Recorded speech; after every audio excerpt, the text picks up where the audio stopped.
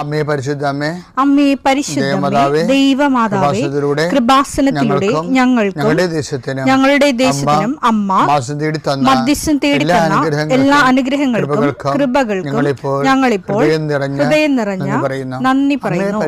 അമ്മേ പരിശുദ്ധമ്മേ, ദൈവമാതാവേ, 2004 ഡിസംബർ 7 ഉച്ചകഴിഞ്ഞ് 2:30 കൃപാസനത്തിൽ സംഭവിച്ച അമ്മയുടെ പ്രത്യക്ഷപ്പെടലിനെ കുറിച്ച് തിരുസഭയ്ക്ക് സമർപ്പിച്ചിരിക്കുന്ന പഠനരേഖകളുടെ മേൽ സഭാത്മകമായ പഠനം ആരംഭിക്കുവാൻ ഞങ്ങൾ പ്രാർത്ഥിക്കുന്നു. അമ്മേ പരിശുദ്ധമേ, ഭൂസ്വർലോകങ്ങളുടെ രാജ്ഞിയായ അങ്ങേയ്ക്ക് ഭൗമസംരക്ഷണത്തിനായി പ്രപഞ്ചപ്രകൃതിയെ തന്നെ തിരുസഭ പ്രതിഷ്ഠിക്കുവാൻ ഈ പ്രത്യക്ഷീകരണം വഴി ഇടയാക്കണമേ. പരിശുദ്ധമേ, ജപമാല മാതാവേ, സകല കൃപാസനം പ്രാർത്ഥനയോടും ചേർത്ത് ഞങ്ങളിപ്പോൾ പ്രാർത്ഥിക്കുന്ന ഈ കുടുംബത്തിന്റെ പ്രത്യേക നിയോഗം പറ മക്കളെ.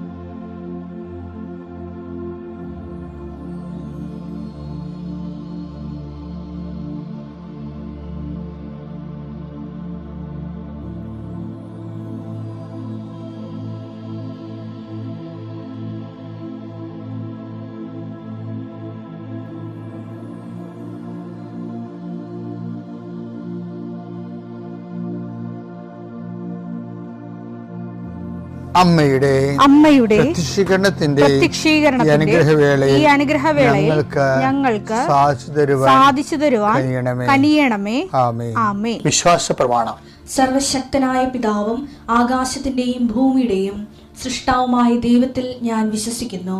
അവിടുത്തെ ഏകപുത്രനും ഞങ്ങളുടെ കർത്താവുമായ ഈശോമിശിഹായിലും ഞാൻ വിശ്വസിക്കുന്നു.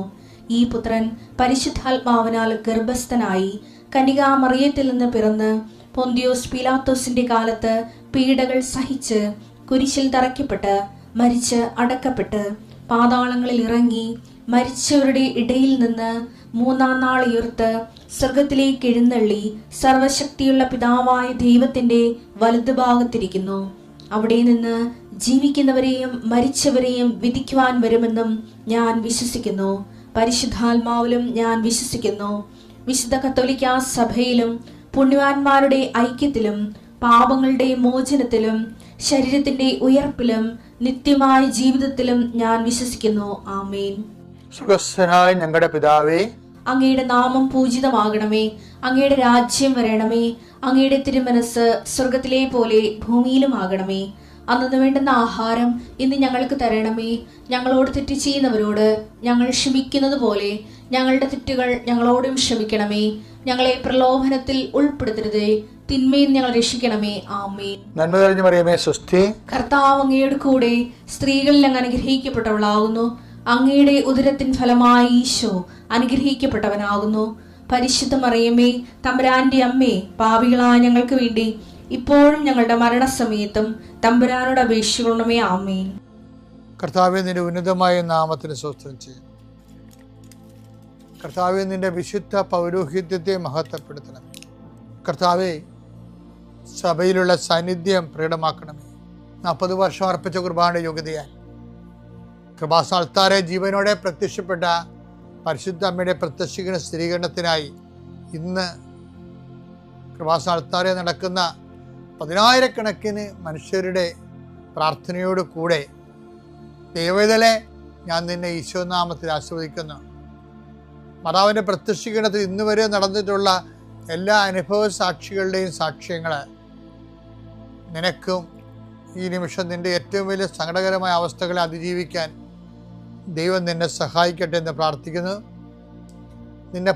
നീ ഭയപ്പെടുന്ന വ്യക്തികൾ, നീ സങ്കടപ്പെടുന്ന കാര്യങ്ങൾ, നീ എന്ത് ചെയ്യും, എങ്ങനെ അതിജീവിക്കും എന്ന് വേദനിക്കുന്ന വിഷയങ്ങൾ അതിൻ്റെ മേലെല്ലാം കർത്താവിൻ്റെ ആത്മാവ് പ്രവർത്തിക്കട്ടെ. കർത്താവേ, ആശുപത്രി കഴിയുന്നവരെ, കർത്താവേ, ഓരോരോ ജീവിക്കാൻ വേണ്ടി ഓരോരോ ജോലിക്ക് പോകുന്നവരെ, ജോലി അന്വേഷിച്ച് പോകുന്നവരെ, ജോലി നഷ്ടപ്പെട്ടവരെ, വിസ പ്രോസസ്സിംഗ് ഇരിക്കുന്നവരെ, വിസ നഷ്ടപ്പെട്ടു പോയവരെ, പുതുക്കാൻ വേണ്ടി പരിശ്രമിക്കുന്നവരെ, നാട്ടിലെ ജോലിക്ക് ശ്രമിക്കുന്നവരെ, അതിൻ്റെ പരീക്ഷ എഴുതുന്നവരെ, അതിൻ്റെ പരീക്ഷ റിസൾട്ട് കാത്തിരിക്കുന്നവരെ, കർത്താവേ, പലതരത്തിലുള്ള ജപ്തി നടപടികൾ, പലതരത്തിലുള്ള കോടതി കേസുകൾ, പലതരത്തിലുള്ള ഒത്തുതീർപ്പ് ചർച്ചകൾ, എൻ്റെ കർത്താവിൻ്റെ ഉന്നതമായ നാമത്തിൽ ഈ പ്രാർത്ഥന കൂടുന്ന നിനക്ക് മാതാവിൻ്റെ പ്രത്യേക സാന്നിധ്യം ഞാൻ ഉറപ്പു തരികയും അമ്മ നിന്നെ സഹായിക്കുകയും ഈശോ നിന്നെ അനുഗ്രഹിക്കുകയും ചെയ്യട്ടെ.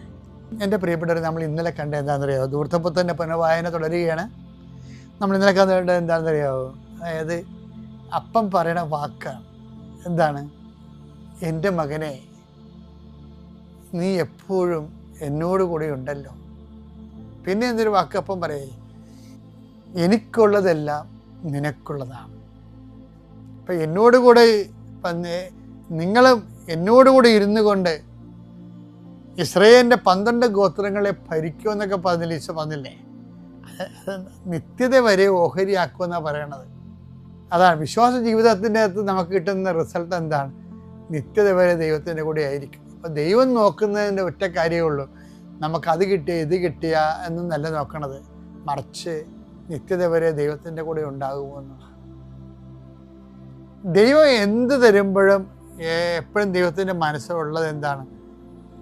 നമ്മൾ ദൈവത്തിൻ്റെ കൂടെ അവസാനം വരെ ഉണ്ടാകണം. അവസാനം വരെ ദൈവത്തിൻ്റെ കൂടെ ഉണ്ടാകണം. അതാണ് ദൈവത്തിൻ്റെ താല്പര്യം. ദൈവ താല്പര്യം എന്ന് പറഞ്ഞാൽ അതാണ്.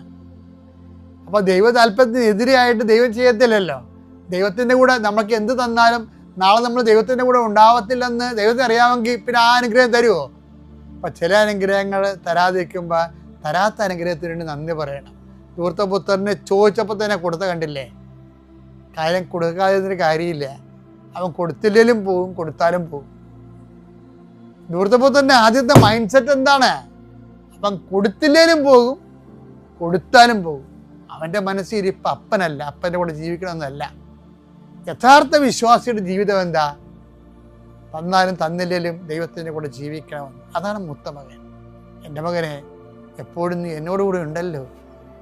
എന്താണ് എന്ന് അപ്പനെല്ലാം പറയുന്നുണ്ട്. നോക്കിയേ, ആ ആ ഇളയ മകൻ വന്നിട്ട് ഒരു അക്ഷരം മിണ്ടാത്ത അപ്പനാണേ.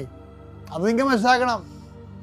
ആ ഇളയ മകൻ വന്നിട്ടേ അവൻ എന്തെല്ലാം അവൻ്റെ അപ്പനെതിരെ ഞാൻ പാപം ചെയ്തു, സ്വർഗത്തിനെതിരെ പാപം ചെയ്തു, നിന്റെ മകനെന്ന് വിളിക്കാൻ യോഗ്യനല്ല, ദാസനായ കാണാന്നൊക്കെ പറയുന്നുണ്ടെങ്കിലും അപ്പനവനെ കെട്ടിപ്പിടിച്ച സത്യമാണ്. പക്ഷെ വിളിച്ചൊരു വാക്ക് പറയണമല്ല. അന്ന് നാവിറങ്ങിപ്പോയ അപ്പൻ ഇപ്പം ഈ ഇളയ മൂത്ത മകൻ, അവൻ്റെ സ്വന്തം രക്തം പോണ പോലെ പോയ അവൻ കനപ്പിച്ച് കഴിഞ്ഞപ്പോൾ അപ്പൻ സംസാരിക്കാൻ തുടങ്ങി. കണ്ടല്ലേ എന്തെല്ലാം സംസാരിച്ചത്? എൻ്റെ മകനെ, എപ്പോഴും നീ എന്നോട് കൂടി ഉണ്ടല്ലോ. പിന്നെ ഒരു വാക്ക് പറഞ്ഞ്, ഏത് കൊടുത്ത കാളക്കുട്ടി കൊടുത്ത് കൊന്നാലും, ഏത് മോതിരം കൊടുത്താലും, ഏത് ചെരുപ്പ് കൊടുത്താലും നിനക്കുള്ളത് നിനക്ക് തരുമെന്നല്ല പറഞ്ഞത്, എനിക്കുള്ളതെല്ലാം നിനക്ക് തരുന്നത്. കർത്താവിൻ്റെ കഥ എന്തും ബാലൻസ്ഡ് ആണെന്നറിയാമോ? ദൈവം ഒരിക്കലും അനീതി ചെയ്യത്തില്ല. അത് എപ്പോഴും ഓർത്തേക്കണം. ഇന്ന് കൈ കിട്ടണില്ലെന്നേ ഉള്ളൂ, നാളെ വരപ്രസാദമായി ദൈവത്തെ തന്നെയായിട്ട് നമ്മുടെ കയ്യിലേക്ക് അവൻ അത് അമർത്തിക്കുരുക്കി നിറച്ചള കൃപയവൻ നിന്റെ മടിയിലോട്ട് ചെയ്യും. അപ്പോൾ അങ്ങനെ പ്രത്യാശയോടെ ജീവിക്കാൻ മുൻപുകാലം നമ്മളെ സഹായിക്കണം. പിതാവിൻ്റെയും പുത്രൻ്റെയും പരിശുദ്ധാത്മാവിൻ്റെ നാമത്തിൽ. ആദ്യമായി എൻ്റെ ഈശോയ്ക്കും മാതാവിനും കോടാനുകോടി നന്ദി പറയുന്നു. ഞാൻ കുറേ നാളായിട്ട് ആഗ്രഹിക്കുന്നതാണ് ഇങ്ങനെ ഒരു മാതാവിൻ്റെ ഈശോയുടെ നടുക്ക് നിന്ന് സാക്ഷ്യം പറയണം എന്നുള്ളത്. ഇവിടെ വരുമ്പോഴൊക്കെ ഞാൻ ആഗ്രഹിക്കാറുണ്ട് എനിക്കിതുപോലെ സാക്ഷ്യം പറയാൻ കയറി നിൽക്കാം, എനിക്കൊരു അവസരം തന്നെയെന്ന്. അതിനായിട്ട് എനിക്കൊരു ഏറ്റവും വലിയ സാക്ഷ്യം എന്ന് പറയുന്നത് എൻ്റെ ജീവിതം തന്നെയാണ്. ശരിക്കും പറഞ്ഞാൽ ഞാൻ 2023 ആദ്യമായിട്ട് ഉടമ്പടി എടുക്കുന്നത്. എൻ്റെ പേര് രഞ്ജിത, ഞാൻ വല്ലാർപാടം പനമ്പുകാട് നിന്നാണ് വരുന്നത്. 2023 ആദ്യമായിട്ട് ഉടമ്പടി എടുക്കുന്നത്. ഉടമ്പടി എടുത്ത് ആ 2023 അഖണ്ഡ ജപമാല റാലിക്ക് ഞാൻ പങ്കെടുത്ത സമയത്ത് എനിക്ക് അന്നൊന്നും കുഴപ്പമുണ്ടായിരുന്നില്ല, നടന്നിട്ട് അത്രയും ബുദ്ധിമുട്ടൊന്നും ഉണ്ടായിരുന്നില്ല. പിറ്റേ ദിവസം രാവിലെ എനിക്ക് ഒട്ടും എഴുന്നേക്കാൻ വയ്യായിരുന്നു. ഹസ്ബൻഡും അത് വലിയ കാര്യമാക്കിയില്ല, സാധാരണ ഒരു രീതിയിൽ എപ്പോഴും അസുഖം വന്ന് പോണ പോലത്തെ രീതിയിലാണ് എടുത്തത്. പക്ഷേ എനിക്കത് കൈയും കാലും ഒക്കെ ഒന്നും അനക്കാൻ പറ്റുന്നില്ല. അപ്പോൾ വീട്ടിലുള്ള അടുത്തുള്ള ആൻറ്റിമാരൊക്കെ പറഞ്ഞതെന്ന് വെച്ച് കഴിഞ്ഞാൽ ഇനി റാലിക്ക് പോയി പങ്കെടുത്തുകൊണ്ടിട്ട് ഇനി എന്തെങ്കിലും ശാരീരിക വൈകാരിക ഇത്രയും കിലോമീറ്ററൊക്കെ നടന്നതല്ല, അതിൻ്റെ ബുദ്ധിമുട്ടായിക്കോളും എന്നാണ് പറഞ്ഞത്. പക്ഷെ എനിക്കെന്തോ ഒട്ടും സാധാരണ വന്നു പോണ പോലത്തെ ഒരു ഫീലല്ല ഉണ്ടായത്. ഉച്ചയായപ്പോൾ എൻ്റെ അമ്മ വിളിച്ച് കഴിഞ്ഞപ്പോഴത്തേക്കും എൻ്റെ സൗണ്ട് കേട്ടിട്ട് പറഞ്ഞു അവൾക്കൊട്ടും വയ്യെന്ന് തോന്നാണ്, ഹോസ്പിറ്റലിൽ കൊണ്ടുപോകാൻ പറഞ്ഞു. അങ്ങനെ ഞങ്ങൾ എടവനക്കാട് ശ്രേയസ് ഹോസ്പിറ്റലിൽ കൊണ്ടുപോയി. എൻ്റെ വീട് അവിടെയാണ്. അപ്പോൾ അച്ഛനും അമ്മയും അവിടെ വരാമെന്ന് പറഞ്ഞുകൊണ്ടിട്ടാണ് അങ്ങോട്ടേക്ക് പോയത്. അവിടെ ചെന്നപ്പോഴത്തേക്ക് എൻ്റെ അവസ്ഥ ആകെ അവശതയായിരുന്നു. എന്ന് വെച്ചാൽ ശരീരമൊക്കെ വീർത്ത് നാവൊക്കെ ഇറങ്ങിപ്പോയൊരവസ്ഥ എനിക്ക് ഓർമ്മയുണ്ട്. പക്ഷെ എനിക്കൊന്നും പറയാൻ പറ്റുന്നില്ല. എന്നെ കണ്ടപാടെ എൻ്റെ അമ്മ എന്നെ കരച്ചിലായിരുന്നു. ഈ ഒരു സിറ്റുവേഷനിൽ എങ്ങനെ എത്തി, എന്താ പറ്റിയെന്നൊന്നും അറിയില്ല. ഞാൻ ആകെ അവിടെ എനിക്ക് ഓർമ്മയുണ്ടെങ്കിലും ഞാൻ പറഞ്ഞൊരു കാര്യം, എൻ്റെ മാതാവേ എനിക്ക് എത്ര വലിയ ഒരു അസുഖം വരുത്തിയാലും എനിക്കൊരു പ്രശ്നമില്ല, പക്ഷേ എൻ്റെ അമ്മയുടെ അടുക്ക വന്നിട്ട് എൻ്റെ ശരീരത്തിന് വയ്യാതായ ഇതെനിക്ക് കേൾക്കാൻ ഒട്ടും ഇഷ്ടമല്ലാത്ത കാര്യമാണ്. അങ്ങനെ ഹോസ്പിറ്റലിൽ അവിടെ അഡ്മിറ്റായി ബ്ലഡ് ടെസ്റ്റ് ചെയ്തപ്പോൾ എനിക്ക് ഡെങ്കു പോസിറ്റീവാണെന്ന് പറഞ്ഞ് തല പോലും നേരെ നോക്കി നിൽക്കാൻ പറ്റാത്തൊരവസ്ഥയാണ്. എനിക്കെന്തോ ഭയങ്കര എന്താ പറയാന്നില്ല, ആത്മാർത്ഥ ബുദ്ധിമുട്ടായിരുന്നു. അപ്പോൾ സിസ്റ്റർ വന്നിട്ട് എന്നോട് ചോദിച്ചു ഇവിടെ ട്രീറ്റ്മെൻറ്റ് എടുക്കണോ അല്ലെങ്കിൽ പുറത്ത് വേറെ ഹോസ്പിറ്റലിൽ പോകണമെന്ന് ചോദിച്ചപ്പോൾ ഞാൻ പറഞ്ഞു വേണ്ട, എനിക്ക് ഇവിടെ തന്നെ ട്രീറ്റ്മെൻറ്റ് എടുത്താൽ മതി, എനിക്ക് പോകാനുള്ളൊരു ആരോഗ്യസ്ഥിതി ഇല്ല എന്ന് പറഞ്ഞു. ഞാൻ സിസ്റ്റർ പോയി കുറച്ച് കഴിഞ്ഞപ്പോൾ തന്നെ ഞാൻ മാതാവിൻ്റെ അടുത്ത് പറഞ്ഞു അമ്മേ എനിക്ക് അമ്മേനെ ഒന്ന് കാണണം, അല്ലെങ്കിൽ അമ്മേൻ്റെ അടുത്തൊന്ന് വരണം. എനിക്ക് ഒട്ടും എഴുന്നേക്കാനോ നടക്കാനോ എനിക്ക് ആരും എൻ്റെ കൊച്ചിനെ പോലും എനിക്ക് നോക്കാനുള്ളൊരു സിറ്റുവേഷൻ ഇത് കിട്ടുന്നില്ല. കണ്ണിന് പോലും കണ്ണൊക്കെ ഭയങ്കര പെയിൻ എടുത്ത് അങ്ങനത്തെ ഒരു സിറ്റുവേഷൻ. അങ്ങനെ പിറ്റേ ദിവസം രാവിലെ എൻ്റെ ഹസ്ബൻഡാണ് കൂടെ ഉണ്ടായിരുന്നത്. ഹസ്ബൻഡ് എൻ്റെ വീട്ടിലേക്ക് പോയി, എൻ്റെ അച്ഛനാണ് പിന്നെ കൂടെ വന്നു നിന്നത്. അന്ന് രാവിലെ ശരിക്കും പറഞ്ഞാൽ ഈ കടയിലൊക്കെ പോലും മുല്ലപ്പൂവിൻ്റെ മണം, ആ ഒരു മണം എന്ന് വെച്ച് കഴിഞ്ഞാൽ ഇപ്പോഴത്തെ കടയിലൊന്നും കിട്ടൂല ആ മണം, അമ്മാതിരെ നല്ലൊരു മണമായിരുന്നു. ഞാനപ്പോൾ ഒറ്റയ്ക്ക് അനുഭവിച്ചെങ്കിൽ അത് എൻ്റെ ഒരു തോന്നലാണെന്ന് വിചാരിക്കാം. പക്ഷേ ഇതെൻ്റെ അച്ഛനും കൂടെ ഉണ്ടായിരുന്നു. അച്ഛനും കിട്ടിയ ആ സുഗന്ധാഭിഷേകം. പിന്നെ സിസ്റ്റർ വന്നപ്പോൾ ഞാൻ സിസ്റ്ററിൻ്റെ അടുത്ത് ചോദിച്ചു സിസ്റ്ററെ ഇങ്ങനെ ഒരു അനുഭവം ഉണ്ടായി, ഇനി ഇവിടെ ആരെങ്കിലും വല്ല മുല്ലപ്പൂ എന്തെങ്കിലും വാങ്ങിച്ചോ എന്ന് ചോദിച്ചപ്പോൾ സിസ്റ്റർ പറഞ്ഞു ഇവിടെ ആരും മേടിക്കാനാണ് മോളെ. അപ്പം ഞാനിങ്ങനെ പറഞ്ഞു ഇങ്ങനെ ഉടമ്പടി എടുത്തിട്ടുണ്ട്, ഞാൻ അമ്മയുടെ അടുത്ത് ഇങ്ങനെ തലേന്ന് ദിവസം ഞാനിങ്ങനെ അപേക്ഷിച്ച് എൻ്റെ അടുത്തൊന്ന് വന്നേന്ന്. അപ്പോൾ സിസ്റ്റർ പറഞ്ഞു നിൻ്റെ പ്രാർത്ഥന അമ്മ കേട്ട് നിന്നെ കാണാൻ വന്നിരിക്കുകയാണെന്ന് പറഞ്ഞു. അതോടുകൂടി എനിക്ക് ശരീരത്തിലുണ്ടായിരുന്ന മാറ്റങ്ങളെന്ന് വെച്ച് കഴിഞ്ഞാൽ എന്തോ എനിക്കൊരു ആ ആരോഗ്യസ്ഥിതിയിൽ നിന്ന് കുറച്ചും കൂടി ബെറ്റർ ആയ പോലെ, ഭയങ്കര ഡൗൺ ആയിട്ടുള്ളൊരവസ്ഥയായിരുന്നു. റിസൾട്ടിലൊക്കെ ഓക്കെയാണ്, കൗണ്ട് സാധാരണ ഡെങ്കിപ്പനി വന്നു കഴിഞ്ഞാൽ കുറഞ്ഞു പോകും, പക്ഷേ എനിക്ക് അങ്ങനത്തെ ഒരു ബുദ്ധിമുട്ടും കാര്യങ്ങളൊന്നും ഉണ്ടായില്ല. മാതാവിന് ഈശോയ്ക്കും നന്ദി പറയുന്നു. രണ്ടാമത്തെ എൻ്റെ സാക്ഷ്യം എന്ന് പറഞ്ഞാൽ ഈ ഡിസംബർ 1-ാം തീയതി എൻ്റെ 9ാമത്തെ പുതുക്കലായിരുന്നു. 1-ാം തീയതി ഉടമ്പടി എടുക്കാൻ വേണ്ടി വന്ന് പത്രം എല്ലാം വാങ്ങിച്ച് ഞാനിവിടെ ഫ്രണ്ടിൽ വന്ന് പ്രാർത്ഥിച്ചുകൊണ്ടിരുന്ന സമയത്ത് എൻ്റെ ഉള്ളിൽ നിന്ന് ആരോ പറയുന്ന പോലെ എനിക്കൊരു വീട്, അല്ലെങ്കിൽ എനിക്ക് സ്വന്തമായിട്ട്, ഞാനൊരു ബ്യൂട്ടീഷ്യനാണ്, എനിക്ക് സ്വന്തമായിട്ടൊരു പാർലർ വേണമെന്ന്. പക്ഷേ എനിക്ക് അതിൻ്റെ ഒരു ആവശ്യമില്ല, പക്ഷേ എൻ്റെ ഉള്ളിൽ നിന്ന് ആരോ തള്ളി വിടുന്ന പോലെ ഇങ്ങനെ ഒരു ഇത് വേണമെന്ന്. അപ്പം ഞാനിവിടുന്ന് അമ്മേനോട് പറഞ്ഞു എന്താ എനിക്കറിയില്ല ഇങ്ങനെ ഉള്ളിൽ നിന്ന് പറയണത്, അമ്മ എനിക്കത് സാധിച്ചു തരുവാണെങ്കിൽ എനിക്ക് നേരെ ഓപ്പോസിറ്റായിട്ട് അമ്മയുടെ ഈശോയുടെ ഒരു രൂപം വേണം, അതിൻ്റെ നേരെ ഒരു ചെറിയ സോഫ സെറ്റും, എനിക്ക് അമ്മയുടെ ഈശോനെ നോക്കി പ്രാർത്ഥിക്കണം, എപ്പോഴും സമയം കിട്ടുമ്പോഴൊക്കെ പ്രാർത്ഥിക്കണം. നേരത്തെ വർക്ക് ചെയ്തിരുന്ന സ്ഥലങ്ങളിലെല്ലാം എനിക്ക് പ്രാർത്ഥിക്കാൻ ഒരു അവസരമുണ്ട്. എന്ന് വെച്ചാൽ കസ്റ്റമർ ഇല്ലാത്ത നേരത്താണെങ്കിൽ, പോണ സമയത്ത് ബസ്സിലാണെങ്കിൽ കൊന്ത ചൊല്ലാനും ബൈബിളൊക്കെ പാർലറിൽ ചെന്നിട്ട് വായിക്കാനുള്ള അവസരമൊക്കെ എനിക്ക് അവിടെ ഉണ്ട്. പക്ഷെ എന്നാലും ഞാനിങ്ങനെ പറഞ്ഞുകൊണ്ടിരിക്കുക എനിക്കിത് വേണം എന്ന്. അങ്ങനെ ഡിസംബർ 1-ാം തീയതി ഞാൻ ഉടമ്പടിയിലും നിയോഗം വെച്ച് അമ്മ എനിക്ക് വീട് വേണ്ട, ശരിക്കും അതിൻ്റെ ആവശ്യമില്ല, പക്ഷേ വീട് ഒരു പാർലർ എനിക്ക് രണ്ടിലൊന്ന് വേണം അമ്മയെന്നും പറഞ്ഞ് നിയോഗം വെച്ച് 4-ാം തീയതി ഞാൻ വർക്കിന് പോണ സമയത്ത് വല്ലാർപാടം ജംഗ്ഷനിൽ തന്നെയിട്ട് ഞാൻ ഓട്ടോയ്ക്കാണ് പോയത്. ആ സമയത്ത് ഞാൻ വെറുതെ എന്നെ ആരോ എൻ്റെ കൈ പിടിച്ച് വലിച്ചുകൊണ്ട് പോണ പോലത്തെ ഒരു ഫീലാണ് ഉണ്ടായത്. വല്ലാർപാടം ജംഗ്ഷനിൽ ഇറങ്ങി അവിടെ ഒരു ബേക്കറി ഉണ്ട്, ഗുഡ് ബിൽ ബേക്കറി. അവിടുത്തെ ചേട്ടനായിട്ട് ഞാൻ ഇടയ്ക്ക് സംസാരിക്കും, ഇങ്ങനെ ഷോപ്പിൻ്റെ കാര്യമൊക്കെ എവിടെയെങ്കിലും വരണമെങ്കിൽ പറയാൻ വേണ്ടിയിട്ട്. അങ്ങനെ ആ ചേട്ടൻ എന്നോട് പറഞ്ഞായിരുന്നു തലേന്ന് ദിവസം. ഞാൻ ജസ്റ്റ് ഒന്ന് വെറുതെ വിളിച്ചു നോക്കിയതാണ് വല്ല ഷോപ്പ് ഒഴിഞ്ഞ് കിടപ്പുണ്ടോ എന്നുള്ളത്. അപ്പോൾ താഴെ എല്ലാം ഫില്ലാണ്, മേളിൽ പറഞ്ഞുകൊണ്ട് ചേച്ചി വന്ന് നോക്കണട്ടാന്ന് പറഞ്ഞു. ഞാൻ പക്ഷെ നോക്കാൻ കണക്കാക്കിയല്ല പോയത്.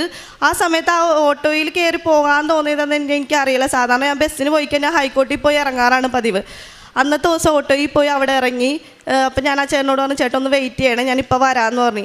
അന്ന് ഞാൻ ചെല്ലുമ്പോൾ അവിടെ ശരിക്കും പറഞ്ഞാൽ ആ ബിൽഡിംഗ് ഓണർ അങ്ങനെ വരാത്ത ആളാണ്. ആ ബിൽഡിംഗ് ഓണർ അവിടെ ഉണ്ട്. ഞാൻ ഡയറക്റ്റ് ചെന്ന് അയാളുടെ അടുത്താണ് സംസാരിക്കുന്നത്. ചേട്ടാ ഇവിടെ താഴെ വല്ല ഷോപ്പ് വല്ല റെൻറ്റിന് കൊടുക്കുന്നുണ്ടാന്ന് ചോദിച്ചപ്പോൾ പുള്ളി പറഞ്ഞു, ചേച്ചിക്ക് എന്തിനാണെന്ന് ചോദിച്ചു. ഞാൻ പറഞ്ഞു, എനിക്കിങ്ങനെ പാർലർ തുടങ്ങാൻ വേണ്ടിയാണെന്ന് പറഞ്ഞു. അന്ന് ഇവിടെ ഇല്ല, മേളിലേക്ക് വാ, മേളിൽ കാണിച്ചു തരാമെന്ന് പറഞ്ഞു. മേളിൽ ചെന്ന് കഴിഞ്ഞപ്പോൾ 380 സ്ക്വയർ ഫീറ്റിലെ ഒരു റൂമാണ് കാണുന്നത്. അപ്പോൾ അവിടെ ചെന്ന് കണ്ടപ്പോൾ ഇതെനിക്ക് പറ്റുമോ, ഇത്രയും വലുതല്ലല്ലോ ഞാൻ ആഗ്രഹിച്ചത്, ഞാനൊരു ചെറിയ ഇതല്ല ആഗ്രഹിച്ചത്. അതുകൂടാതെ തന്നെ ഞാനിവിടെ നിന്ന് പ്രാർത്ഥിച്ചു എന്ന് പറഞ്ഞില്ലേ, പ്രാർത്ഥിക്കുന്ന സമയത്ത് ഞാനിവിടെ നിന്ന് ഒരു പുതിയ ബൈബിൾ വാങ്ങിച്ചിട്ടുണ്ടായിരുന്നു. ബൈബിൾ വാങ്ങിച്ചിട്ട് ഞാനിവിടെ അമ്മേനോട് ഞാൻ പറഞ്ഞായിരുന്നു, അമ്മേ ഞാനിത് ഇവിടെ വെച്ച് തുറക്കാൻ പോവാ, എൻ്റെ ജീവിതത്തിനെ സാദൃശ്യപ്പെടുത്തിയിട്ടുള്ള എന്തെങ്കിലും ഒന്ന് എനിക്ക് തരണേന്ന്. ഞാനിവിടെ നിന്ന് തുറന്നപ്പോൾ എസഹ്യ 40-41 പേജാണ് എനിക്ക് കിട്ടിയത്. അതിനകത്ത് ഈശോയ്ക്ക് ഒരു ദേവാലയം പണിയണ ഒരു കാര്യം പറഞ്ഞേക്കണത്. അത് ചെറുതല്ല, വലിയ രീതിയിൽ പണിയണ കാര്യമോ. ഞാനിവിടുന്ന് ശരിക്കും പറഞ്ഞാൽ ഒരു അത്ഭുതം എന്ന് പറയട്ടെ, ഞാൻ അവിടെ ചെന്ന് ഷോപ്പ് നോക്കുമ്പോൾ ഇത്രയൊരു 380 സ്ക്വയർ ഫീറ്റിലെ ഒരു ഷോപ്പ് ഇടണം എന്നാ അത് എനിക്ക് കിട്ടുമെന്ന് ഒട്ടും ആഗ്രഹിച്ചിരുന്നതല്ല. അവിടെ ചെന്ന് ഞാൻ എൻ്റെ അച്ഛനെ വിളിച്ച് പറഞ്ഞു, അച്ഛൻ ഇങ്ങനെ ഒരു ഷോപ്പ് കിട്ടിയിട്ടുണ്ട്, ഓണറും ഇവിടെ ഉണ്ട്, നമുക്ക് എന്താ ചെയ്യേണ്ടതെന്ന് വെച്ചപ്പോൾ അച്ഛൻ പറഞ്ഞു ടോക്കൺ കൊടുത്തിട്ടോന്ന് പറഞ്ഞു. അങ്ങനെ അന്ന് കണ്ട് പിറ്റേന്ന് ദിവസം ടോക്കൺ കൊടുത്ത് അതിൻ്റെ പിറ്റേന്ന് ദിവസം ഞാൻ അവിടെ ചെന്ന് എല്ലാ 4 മൂലക്കയിലും ഞാൻ ചെന്ന് ഉപ്പിട്ട് പ്രാർത്ഥിച്ചു. ഉടമ്പടി തൈല ആ 4 ഭിത്തികളിലും ഞാൻ കുരിശ് വരച്ച് പ്രാർത്ഥിച്ചു. പിന്നെ എന്താണെന്ന് വെച്ച് കഴിഞ്ഞാൽ അവിടെ ബിൽഡിങ്ങിൻ്റെ കോൺട്രാക്റ്റ് കൊടുക്കാൻ വേണ്ടി നമ്മുടെ സീരിയൽ സിനിമയിലെ പ്രൊഡ്യൂസർക്കാണ് ഞാൻ കോൺട്രാക്റ്റ് കൊടുക്കുന്നത്. ഇതെൻ്റെ ഒരു ഫ്രണ്ട് വഴിയായിട്ട് കിട്ടിയതാണ്. 1-ാം തീയതി ഉടമ്പടി എടുത്തു, 4-ാം തീയതി എനിക്ക് കട കിട്ടി, 5-ാം തീയതി പ്രൊഡ്യൂസർ വന്ന് നോക്കി, 6-ാം തീയതി ബിൽഡിങ്ങിൻ്റെ പണി സ്റ്റാർട്ട് ചെയ്തു. 1 രൂപ 1000 രൂപ പോലും മാറ്റി വയ്ക്കാതെയാണ് ആ ഷോപ്പിൻ്റെ പണി തുടങ്ങുന്നത്. ഡിസംബർ 6-ാം തീയതി തുടങ്ങി ജാനുവരി 16-ാം തീയതി എൻ്റെ കടയുടെ പണി മുഴുവനും കഴിഞ്ഞ് 18-ാം തീയതി ഇനോഗ്രേഷൻ. ശരിക്കും പറഞ്ഞു കഴിഞ്ഞാൽ എൻ്റെ ജീവിതത്തിലെ ശരിക്കും കിട്ടുമെന്ന് പോലും ആഗ്രഹിക്കാത്തൊരു കാര്യമാണ് എനിക്ക് സാധിച്ചത്. ഞാനൊരു ചെറിയ കാര്യം ചോദിച്ചപ്പോൾ അമ്മ എനിക്കൊരു വലിയ കാര്യമാണ് തന്നത്. ശരിക്കും പറഞ്ഞാൽ എന്ന് വെച്ച് കഴിഞ്ഞാൽ എൻ്റെ ജീവിതത്തിൽ ഒരാൾക്കും എൻ്റെ കൂടെ ഉള്ളവർക്കും എൻ്റെ ഏജിലുള്ളവർക്കാണെങ്കിൽ പോലും എൻ്റെ കൂടെ പഠിച്ചവർക്ക് എല്ലാവർക്കും നല്ല രീതിയിലുള്ള ജോലി, ടീച്ചേഴ്സും നേഴ്സിങ്ങും ഒക്കെ ആയിട്ട് നിൽക്കുമ്പോൾ ഞാൻ വീട്ടിൽ വെറുതെ ഇരിക്കണ അവസ്ഥയായിരുന്നു. എനിക്കൊന്നും ആവാൻ പറ്റില്ല എന്നായിരുന്നു ഞാൻ വിചാരിച്ചത്. പക്ഷെ മാതാവ് എന്നെ ഇവിടെ കൊണ്ടുവന്ന് എത്തിച്ചു. ദൈവത്തിൻ്റെ ഒരു കൃപ കൊണ്ട് മാത്രമാണ് അന്ന് ഇവിടെ എത്തിച്ചേർന്നിരിക്കുന്നത്. പക്ഷെ ആ ഷോപ്പെന്ന് പറഞ്ഞു കഴിഞ്ഞാൽ ഞങ്ങൾ തന്നെ പണി കഴിഞ്ഞപ്പോൾ ഇത് എന്നെക്കൊണ്ട് സാധിച്ചതാണ്. ഇതെന്താ പറ്റിയത്, 1000 രൂപ പോലും എടുക്കാൻ പറ്റാത്ത സിറ്റുവേഷനിൽ നിന്ന് ഇന്ന് ഞാൻ ആ ഷോപ്പിന് മുടക്കിയത് ഒരു 10 ലക്ഷം രൂപയാണ് മുടക്കിയിരിക്കുന്നത്. കണക്ക് കൂട്ടിക്കഴിഞ്ഞപ്പോൾ ഞങ്ങൾ ശരിക്കും അന്തം വിട്ടു പോയി. ഇതെന്താ സംഭവിച്ചത്, എങ്ങനെ വന്നു? ഫാമിലിയിലുള്ളവരെല്ലാവരും ഹെൽപ്പ് ചെയ്തു. ഇനോഗ്രേഷൻ വന്ന സമയത്ത് എല്ലാവരും ചോദിച്ചു ഇതെങ്ങനെയാന്ന്. എൻ്റെ ഫാമിലിയിലുള്ളവർക്കറിയാം ഞാനിങ്ങനെ കൃപാസനത്തിൽ പോകുന്നുണ്ട്, മാതാവിൽ വിശ്വസിക്കുന്നവളാണ്, ഈശോയിൽ വിശ്വസിക്കുന്നവളാണ്. അവളുടെ ഭക്തി കണ്ടിട്ട് ഞാനൊരു ഹിന്ദുവും കൂടെയാണ്. കുറേ പേര് എനിക്ക് എതിർപ്പുകളായിട്ട് വരുന്നുണ്ട്, എന്തിനാ അവിടെ പോണത്, നമ്മുടെ ഇത് മതി. എന്നെ ഇന്നിവിടെ ഉയർത്തി ഈ ആൾത്താരയിൽ നിർത്തിയിരിക്കുന്നത് എൻ്റെ മാതാവും ഈശോയാണ്. കാരുണ്യ പ്രവർത്തിക്കായിട്ട് ഞങ്ങൾ കൃപാമരിയ എന്നൊരു കൂട്ടായ്മയുണ്ട് വല്ലാർപാടത്ത്. അതിലൊരു 10-30ഓളം പേരുണ്ട്. ഇവിടെ നിന്ന് അഖണ്ഡ ജപമാല വാങ്ങിച്ചിട്ട് ഞങ്ങൾ എല്ലാ മാസവും അത് മുടങ്ങാതെ ചൊല്ലും. പിന്നെ ഗവൺമെൻറ് ഹോസ്പിറ്റൽ, എറണാകുളം ഗവൺമെൻറ് ഹോസ്പിറ്റലിൽ എല്ലാ മാസവും ആദ്യത്തെ ഞായറാഴ്ച പൊതിച്ചോറും 2ാമത്തെ ഞായറാഴ്ച ജീവകാരുണ്യ പ്രവർത്തിക്കായിട്ട് രോഗാവസ്ഥയിൽ കഴിയുന്ന പേഷ്യൻസിനൊക്കെ പൈസ കൊടുക്കും. പിന്നെ അത്യാവശ്യം നമ്മൾ പുറത്ത് പോണ സമയത്ത് എന്നാൽ കഴിയുന്ന എന്താണെന്ന് വെച്ച് കഴിഞ്ഞാൽ അവർക്ക് ചെയ്യും. കൂടുതലും ഈ ഉടമ്പടിയെ കുറിച്ച് അറിയാൻ സാധിച്ചത് ധ്യാനത്തിലൂടെയാണ്. എടുത്തു പറയേണ്ട ഒന്നാണ് നമ്മുടെ ജോസഫ് അച്ഛനിലൂടെയാണ് കൃപാസനത്തെക്കുറിച്ച് കൂടുതൽ അറിയാനും അമ്മയോട് ഈശോയോട് എങ്ങനെ പ്രാർത്ഥിക്കാം എന്ന് മനസ്സിലാക്കാൻ തുടങ്ങിയത്. എല്ലാവരും ഉടമ്പടിയിൽ ആണെന്നുണ്ടെങ്കിൽ എന്തായാലും ഉടമ്പടിയിൽ വിശ്വസിക്കുക, മാതാവിനെ വിശ്വസിക്കുക, ഈശോയെ വിശ്വസിക്കുക. ചോദിച്ചാൽ എന്തും തരുന്ന ഒരു അമ്മയുണ്ട്. ഇന്ന് ഞാൻ അഹങ്കാരത്തോടുകൂടി ആരുടെ മുമ്പിൽ വേണമെങ്കിൽ ഞാൻ പറയും, ഞാൻ ഇന്നിങ്ങനെ നിൽക്കുന്നുണ്ടെങ്കിൽ നിങ്ങളെന്തായാലും മാതാവ് ഉയർത്തും. ചോദിച്ചാൽ എന്തും തരുന്ന ഒരു അമ്മയും ഈശോയും നമ്മുടെ കൂടെ ഉണ്ടെങ്കിൽ നമ്മൾ ഒരു കാലത്തും വിഷമിക്കേണ്ട ഒരു ആവശ്യമില്ല. ശരിക്കും പറഞ്ഞാൽ എല്ലാത്തിനും ഈശോയ്ക്കും മാതാവിനും കോടാനുകോടി നന്ദി പറയുന്നു. സങ്കീർത്തനങ്ങൾ 75:1. ദൈവമേ, ഞങ്ങൾ അങ്ങേക്ക് നന്ദി പറയുന്നു, ഞങ്ങൾ അങ്ങേക്ക് കൃതജ്ഞത അർപ്പിക്കുന്നു. ഞങ്ങൾ അങ്ങയുടെ നാമം വിളിച്ചപേക്ഷിക്കുകയും അങ്ങയുടെ അത്ഭുത പ്രവൃത്തികളെ പ്രകീർത്തിക്കുകയും ചെയ്യുന്നു. രമ്യത എന്ന ഈ മകൾ മരിയൻ ഉടമ്പടി 10 തവണ പുതുക്കിയ ഒരു അക്രൈസ്തവ മകളാണ്. ഉടമ്പടിയെ എത്ര കണ്ട് മകൾ ജീവിതത്തോട് ചേർത്ത് പിടിച്ചിരിക്കുന്നു. ജീവിതത്തിൻ്റെ ഏതൊരു കഷ്ടതകളിലും അമ്മ മാതാവും ഈശോയും തനിക്ക് തുണയും തൻ്റെ ജീവിത വിഷയങ്ങൾക്ക് പരിഹാരവുമെന്ന് മകൾ എത്ര ആഗ്രഹത്തോടെ സ്നേഹത്തോടെ തിരിച്ചറിയുന്നുവെന്ന് വാക്കുകളിലൂടെ നമ്മോട് പങ്കുവയ്ക്കുകയായിരുന്നു. പ്രത്യേകിച്ചൊരു രോഗപീഠയുടെ സമയത്ത് അമ്മയുടെ സാന്നിധ്യം ആഗ്രഹിക്കുമ്പോൾ സുഗന്ധാഭിഷേകത്തിലൂടെ മകൾക്ക് അമ്മയുടെ സാന്നിധ്യം അനുഭവപ്പെടുകയും രോഗത്തിന് പൂർണ്ണമായ സൗഖ്യം ലഭിക്കുകയും ചെയ്തതിനെ മകൾ സാക്ഷ്യപ്പെടുത്തി. മറ്റൊന്ന്, പ്രത്യേകിച്ച് ജീവിതവുമായി ബന്ധപ്പെട്ട് ഒരു അത്യാവശ്യം ഇല്ലാതിരിക്കെ വീട്ടിൽ തന്നെ ചെറിയൊരു മുറി പാർലറായിട്ടുണ്ട്, ഫ്രീലാൻസായിട്ട് ബ്യൂട്ടീഷ്യൻ ചെയ്യുന്നുണ്ട്, ടൗണിൽ ഒരിടത്ത് ബ്യൂട്ടി പാർലർ സഹായിക്കാൻ പോകുന്നുണ്ട്. അങ്ങനെ ജോലി തനിക്ക് സ്വന്തമായുള്ളപ്പോൾ അത് വലിയ കുഴപ്പമില്ലാതെ മുന്നോട്ട് പോകുമ്പോൾ ഉടമ്പടി പുതുക്കുവാൻ വേണ്ടി വന്ന അവസരത്തിലാണ് മകളുടെ ഉള്ളിൽ നിന്ന് അമ്മ മാതാവ് തന്നെ പറയുന്നത് പോലെ വീട് അല്ലെങ്കിൽ പാർലർ അതിനു വേണ്ടി പ്രാർത്ഥിക്കാനായിട്ട്.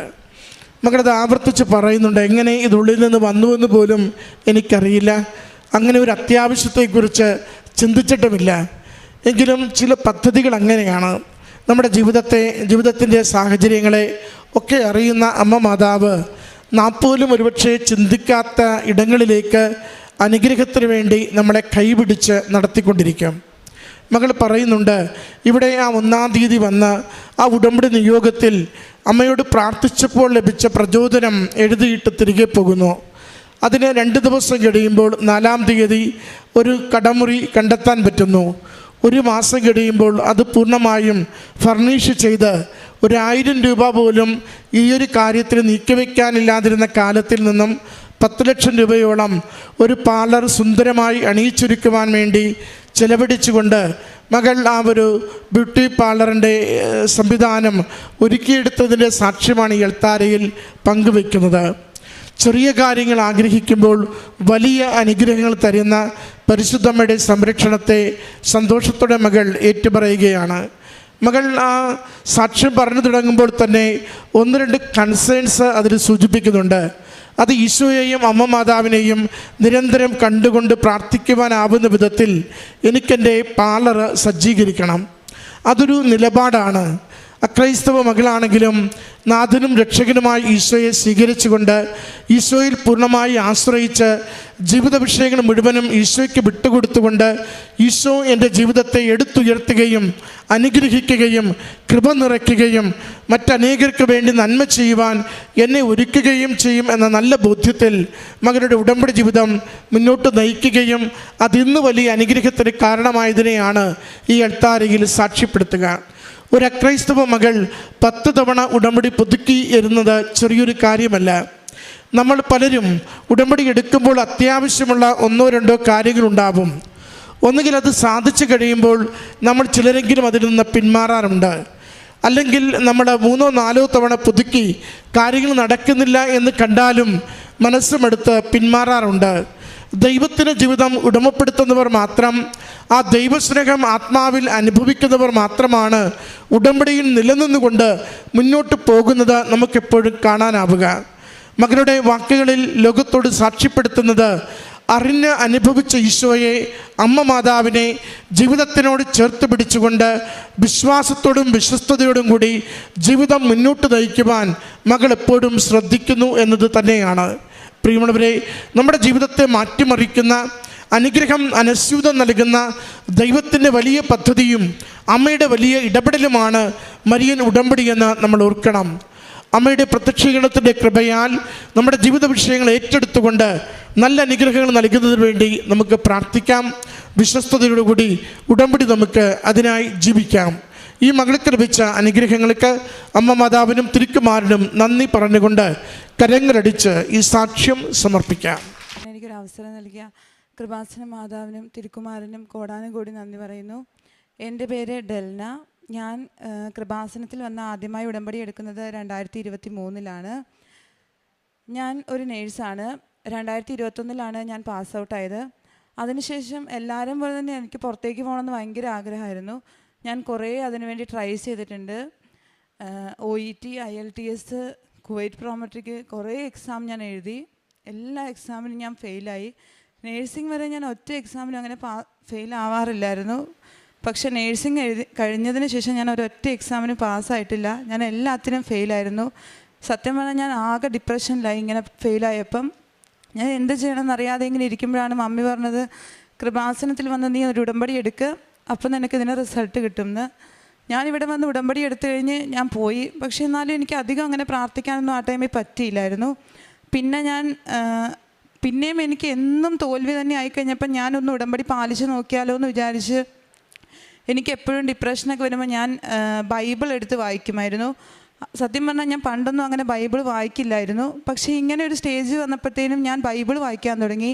അപ്പോൾ എനിക്ക് ദൈവവുമായി ഒരു ആത്മീയ ബന്ധം വരാൻ തുടങ്ങി. പിന്നെ എനിക്ക് സ്വന്തമായി തന്നെ പ്രാർത്ഥിക്കണം, പള്ളിയിൽ പോകണം എന്നൊക്കെ എനിക്ക് സ്വയം തോന്നാൻ തുടങ്ങി.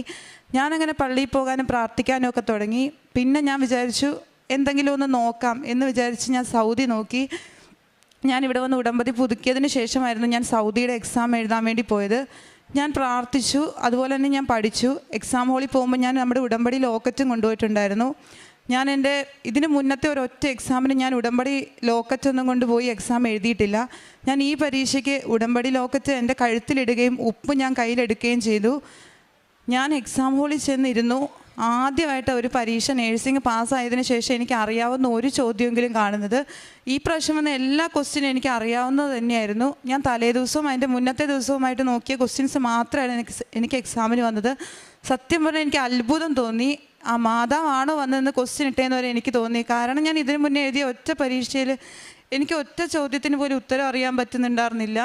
അങ്ങനെ എക്സാം കഴിഞ്ഞ് ഇറങ്ങി ഞാൻ പറഞ്ഞു, മമ്മിയോട് പറഞ്ഞു ഇങ്ങനെ എക്സാം എനിക്ക് ഈസി ആയിരുന്നു എന്ന്. പക്ഷേ മമ്മി പറഞ്ഞു നീ ഇങ്ങനെയൊന്നും പറയണ്ട, എന്തായാലും എല്ലാ പരീക്ഷയ്ക്കും ഇങ്ങനെയൊക്കെ തന്നെയാണല്ലോ പറയണേന്ന് പറഞ്ഞു. പക്ഷേ റിസൾട്ട് വന്നപ്പോൾ മാതാവ് എനിക്ക് എക്സാമിന് പാസ്സാക്കി തന്നു.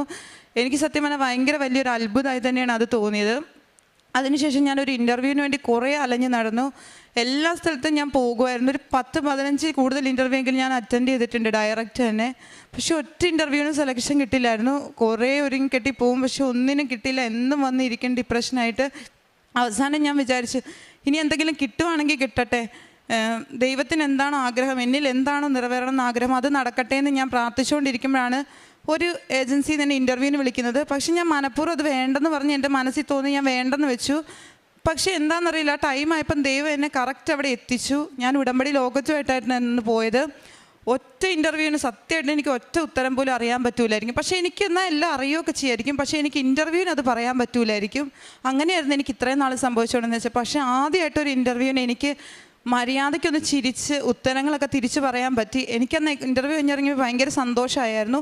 പക്ഷേ ജാനുവരി 18 ആകുമ്പോഴത്തേന് ഇൻ്റർവ്യൂവിൻ്റെ റിസൾട്ട് വരുവുള്ളെന്നായിരുന്നു അവർ പറഞ്ഞത്. 18-ാം തീയതിയായി റിസൾട്ട് വന്നു. അവരെന്നോട് പറഞ്ഞു ഡെൽന സെലക്റ്റഡ് അല്ലട്ടോ എന്ന് പറഞ്ഞു. അപ്പം ഞാൻ ഓർക്കുമോ ദൈവത്തിൻ്റെ ഹിതം എന്താണോ നടക്കട്ടെ എന്ന് വിചാരിച്ച് ഞാനത് വിട്ട് ഡ്യൂട്ടിക്ക് നടന്നു. പക്ഷേ അവരെന്നെ പിറ്റേ ദിവസം വിളിച്ചിട്ട് പറഞ്ഞു ഡെൽനയുടെ ഫയൽ അവർ അവിടെ നിന്ന് വീണ്ടും എടുപ്പിച്ചിട്ടുണ്ട്, ഡെൽന വേറെ ഒരു ഏജൻസിയിലും പോവരുത് എന്ന് പറഞ്ഞു. അത് കഴിഞ്ഞ് കുറച്ച് സമയം കഴിഞ്ഞപ്പോൾ അവരെന്നോട് പറഞ്ഞു ഡെൽന സെലക്റ്റഡ് ആണെന്ന്. സത്യം പറഞ്ഞാൽ എനിക്ക് അന്നേരം ഒരുപാട് സന്തോഷം തോന്നി. ഞാൻ ദൈവത്തിന് ഒരുപാട് നന്ദി പറഞ്ഞു. പിന്നെയാണ് അടുത്തത് മെഡിക്കൽ. എനിക്ക് മെഡിക്കൽ എപ്പോൾ എടുത്താലും ഹെപ്പറ്റൈറ്റിസ് സിയുടെ എൻസൈം വേരിയേഷൻ എന്ന് പറഞ്ഞിട്ട് ഒരു 4 പ്രാവശ്യമെങ്കിലും എൻ്റെ ബ്ലഡ് എടുത്താൽ മാത്രമേ എനിക്ക് എന്നും ഫിറ്റ് കിട്ടാറുള്ളൂ. അപ്പോൾ എനിക്കത് ഓൾറെഡി അറിയാവുന്നതുകൊണ്ട് തന്നെ എനിക്ക് എവിടെയെങ്കിലും മെഡിക്കലിന് പോകാൻ പേടിയാണ്. അപ്പോൾ ഇത് പെട്ടെന്ന് ചെയ്യണ പ്രോസസ്സിങ് ആയതുകൊണ്ട് ഒരാൾ ആദ്യത്തെ അറ്റംപ്റ്റ് കിട്ടിയില്ലെന്ന് പറയുമ്പോൾ തന്നെ അവർ അടുത്ത ആളെ എടുക്കും, അത്രേ ചെയ്യുള്ളൂ. അപ്പോൾ എനിക്ക് നല്ല ടെൻഷനായിരുന്നു ഉള്ളിൻ്റെ ഉള്ളിൽ. ഞാൻ കുറേ പ്രാർത്ഥിച്ചു, കാരണം ഞാൻ കുറേ അലഞ്ഞ് കിട്ടിയതാണല്ലോ എനിക്കിത്. എന്നിട്ട് ഞാൻ മെഡിക്കലിന് പോയിരിക്കുമ്പോൾ ഞാൻ കൃപാസനത്തിൽ ഉപ്പ് കഴിച്ച് തൈലം എൻ്റെ എടുക്കാൻ പോണ വെയിനിൽ ഞാൻ തേച്ച് ഞാൻ കുറേ പ്രാർത്ഥിച്ചില്ല. കാശുരൂപം ഞാൻ ആ കയ്യിൽ മുറുകെ പിടിച്ച് ഞാൻ ബ്ലഡ് എടുക്കാൻ പോയിരുന്നു. എനിക്ക് നല്ല ടെൻഷനായിരുന്നു.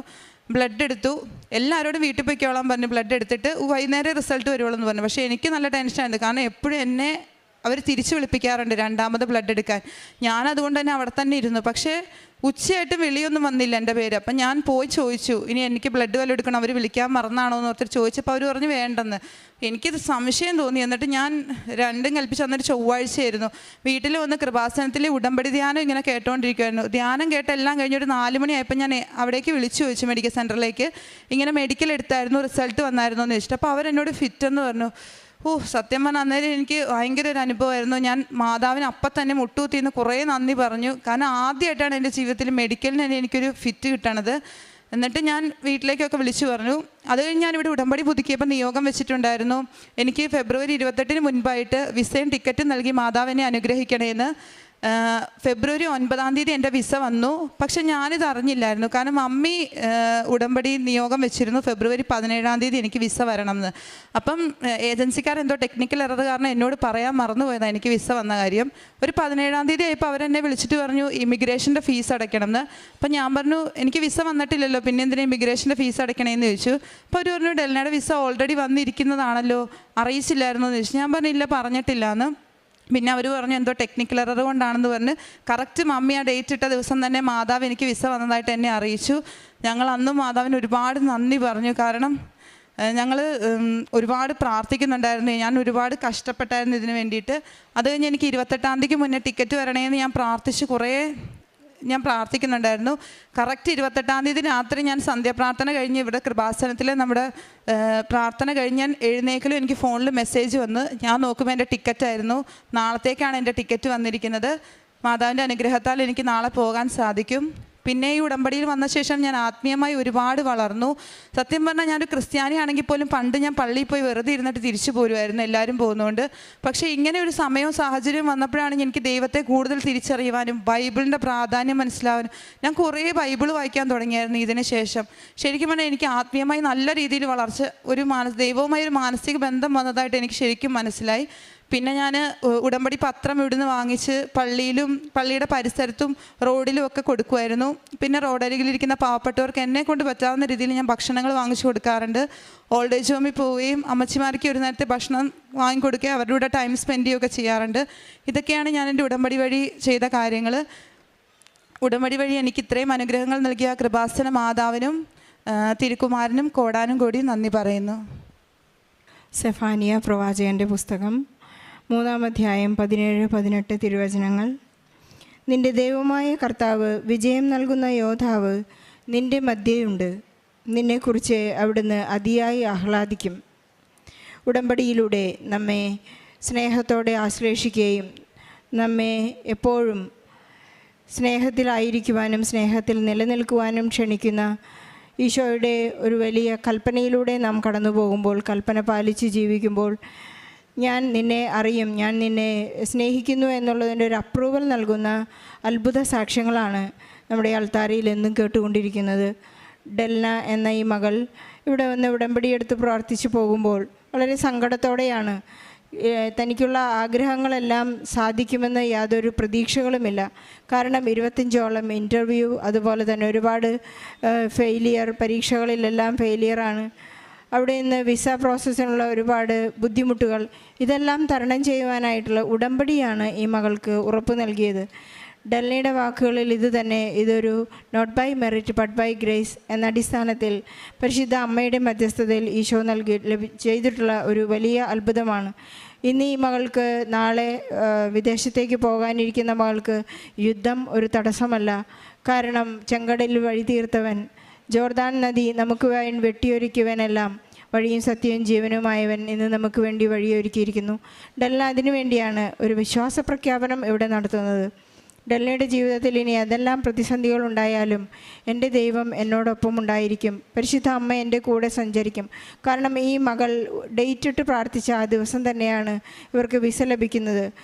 അപ്രതീക്ഷിതമായി നമ്മുടെ ജീവിതത്തിൽ എന്തെങ്കിലും സംഭവിച്ചാൽ അത് അപ്രതീക്ഷിതമല്ല, അത് ഈശോ തന്നെ നേരിട്ട് നമുക്ക് നൽകുന്നതാണ്. നമ്മുടെ ആസ്തി വർദ്ധിപ്പിക്കുവാനും, നമ്മുടെ ആധ്യാത്മിക ആസ്തി വർദ്ധിപ്പിക്കുവാനും, അതുപോലെ തന്നെ ഈശോയോടുള്ള സ്നേഹത്തിൽ നിലനിൽക്കുവാനും നമുക്ക് നൽകിക്കൊണ്ടിരിക്കുന്ന അടയാളങ്ങളാണ് നമ്മുടെ ജീവിതത്തിലെ അത്ഭുതങ്ങൾ. നമുക്കെപ്പോഴും ഉടമ്പടിയിൽ ഉറച്ചു നിൽക്കാം. അതുപോലെ തന്നെ വിസ പ്രോസസ്സിങ് എക്സാം എല്ലാം ഫെയിലിയറായിക്കൊണ്ടിരിക്കുന്ന, വളരെ ഡിപ്രഷനിലേക്ക് പോകുന്ന എല്ലാ മക്കളുടെയും നിയോഗങ്ങളെ ഈ സാക്ഷ്യത്തോടെ നമുക്ക് ചേർത്ത് വെച്ച്, എന്നെ ശക്തനാക്കുന്നവനിലൂടെ എല്ലാം ചെയ്യുവാൻ എനിക്ക് സാധിക്കും. വിശുദ്ധ പൗലോസിൻ്റെ ലേഖനം ഫിലിപ്പി 4:13 അമ്മേ മാതാവേ, അമ്മ ജീവനോടെ പ്രത്യക്ഷപ്പെട്ട ഈ അൾത്താരയിൽ സാക്ഷ്യത്തിനായി നിൽക്കുവാൻ എന്നെ അനുവദിച്ചതിനെ ഓർത്ത് ഞാൻ അങ്ങേക്ക് 1000 നന്ദി പറയുന്നു. ആബാപിതാവേ, അങ്ങയിലൂടെയാണ് സർവം സാധ്യമാകുന്നതെന്ന് ഞങ്ങൾ അറിയുന്നു. അമ്മേ, ഞങ്ങൾക്ക് വേണ്ടി മാധ്യസ്ഥം വഹിക്കുന്നതിനെ ഓർത്ത് അമ്മയ്ക്ക് 1000 നന്ദി, കോടാനുകോടി നന്ദി, സ്തുതി, സ്തോത്രം, ആരാധന. ഞാൻ ഷീല സണ്ണി, തൃശ്ശൂർ പട്ടിക്കാട് നിന്നും വരുന്നു. ഞാനൊരു യാക്കോബൈറ്റ് ചാവറാമ്പാടം ഇടവകാംഗമാണ്. ഞാനൊരു വിധവയാണ്. ഭർത്താവ് മരിച്ചിട്ട് 10 വർഷമായി. ഞാനൊരു സിവിൽ വഴിക്കേസിൻ്റെ സാക്ഷ്യം പറയുവാനാണ് ഇവിടെ നിൽക്കുന്നത്. ഭർത്താവുള്ള സമയത്ത് 2005 തുടങ്ങി വച്ച ഒരു സിവിൽ കേസാണ്. എതിർ കക്ഷി 5 പേർക്കെതിരെയാണ് കേസ് കൊടുത്തിരുന്നത്. ഭർത്താവുള്ള സമയത്ത് എനിക്ക് യാതൊന്നും അറിയേണ്ടതായി ഉണ്ടായിരുന്നില്ല. ഭർത്താവ് മരിച്ചതിന് ശേഷം കേസ് കൊണ്ടുപോകുവാൻ ആരുമുണ്ടായിരുന്നില്ല. ഞങ്ങളുടെയും സഹോദരങ്ങളുടെയും മറ്റു കുറേ വീട്ടുകാർക്കുമൊക്കെയുള്ള 1/2 കിലോമീറ്റർ വഴിയാണ് ഒരു കക്ഷി സ്വന്തമായി പിടിച്ചു വെച്ച് ഞങ്ങൾക്കെതിരെ കേസ് കൊടുത്തിരുന്നത്. ഭർത്താവ് മരിച്ചതിന് ശേഷം എന്നെയും മക്കളെയും വക്കീൽ വിളിപ്പിച്ച് കക്ഷി ചേർത്തു. കേസിന് ഓരോ പ്രാവശ്യം പോകുമ്പോഴും 40,000 50,000 അയാൾ ഫീസായി ചോദിക്കുമായിരുന്നു. നടന്ന് മടുത്ത് 2023 കേസ് തീർപ്പായി എന്ന് പറഞ്ഞു. പക്ഷേ ഒന്നും നടന്നില്ല. 18 വർഷമായിട്ടും ഒരു കാര്യവും നടന്നില്ല. 2025 ആയപ്പോൾ വീണ്ടും ഏപ്രിലിൽ അയാൾ വിളിച്ച് റീസർവേ വന്നു. റീസർവേയുടെ കുറേ പേപ്പറുകളിൽ എതിർ കക്ഷിക്ക് അനുകൂലമായിട്ടാണ് അളന്നിരിക്കുന്നത്. അയാൾ കുറേ പേപ്പറുകൾ സബ്മിറ്റ് ചെയ്തിട്ടുണ്ട്. ആ പേപ്പറുകളുടെ എല്ലാം ഫോട്ടോ എടുക്കുവാൻ 30,000 രൂപ വേണം.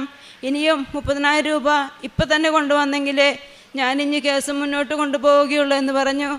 അവസാനം മറ്റു കക്ഷികളോടൊക്കെ ചോദിച്ചപ്പോൾ ഞങ്ങൾക്കാർക്കും ഇനി ഈ കേസ് കൊണ്ടുപോകുവാൻ താല്പര്യമില്ല, ഞങ്ങളാരും ഇനി ഒറ്റ പൈസ തരില്ല എന്ന് പറഞ്ഞു. അങ്ങനെ വഴിമുട്ടി കഷ്ടപ്പെട്ട് സങ്കടപ്പെട്ട് ഇരിക്കുന്ന സമയത്താണ് ഞാൻ നമ്മുടെ കൃപാസനം ഉടമ്പടിയെക്കുറിച്ച് ഓർക്കുന്നത്. ഞാനിതിനു മുൻപ് 2022 24 ഇവിടെ വന്ന് പ്രാർത്ഥിച്ചിട്ടുണ്ട്. അന്നൊന്നും ഉടമ്പടി എടുക്കുവാൻ എനിക്ക് തോന്നിയില്ല. സത്യമായിട്ട് എനിക്ക് ഉടമ്പടി എടുക്കുവാൻ പേടിയായിരുന്നു. ഉടമ്പടി എടുത്തു കഴിഞ്ഞാൽ കുറേ കാര്യങ്ങൾ ചെയ്യുവാനുണ്ട്, കുറേ കാര്യങ്ങൾ അനുഷ്ഠിക്കുവാനുണ്ട്. അതൊന്നും നിവർത്തിക്കുവാൻ എനിക്ക് സാധിക്കുകയില്ല എന്നുള്ള പേടി മൂലമാണ് ഞാൻ ഉടമ്പടി എടുക്കാതിരുന്നത്.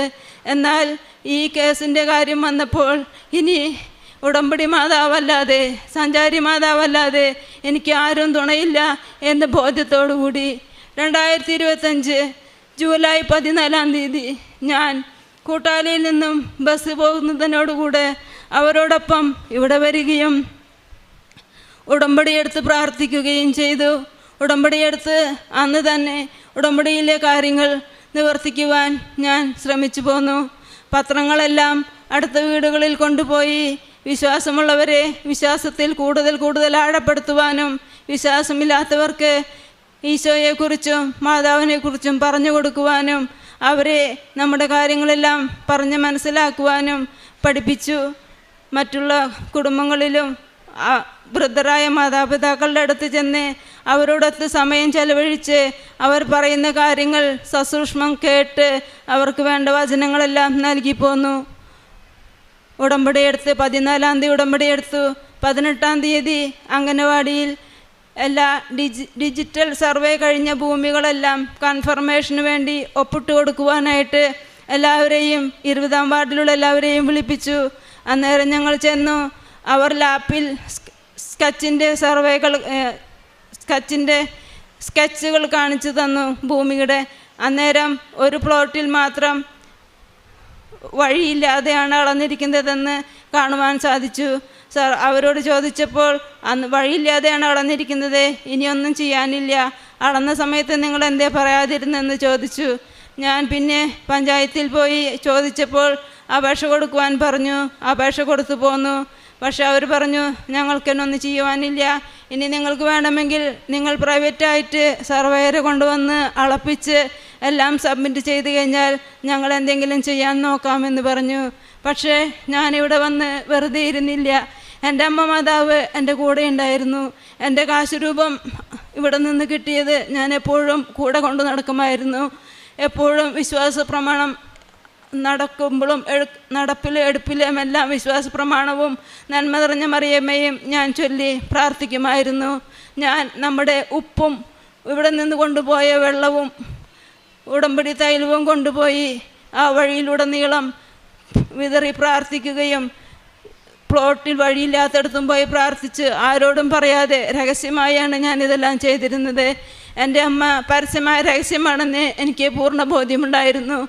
4-ാം ദിവസം വഴിയില്ലാത്ത കാര്യം സർവേയിൽ ലാപ്പിൽ എനിക്ക് കാണിച്ചു തന്നത് 18-ാം തീയതിയാണ് എന്നെ കാണിച്ചു തന്നത്.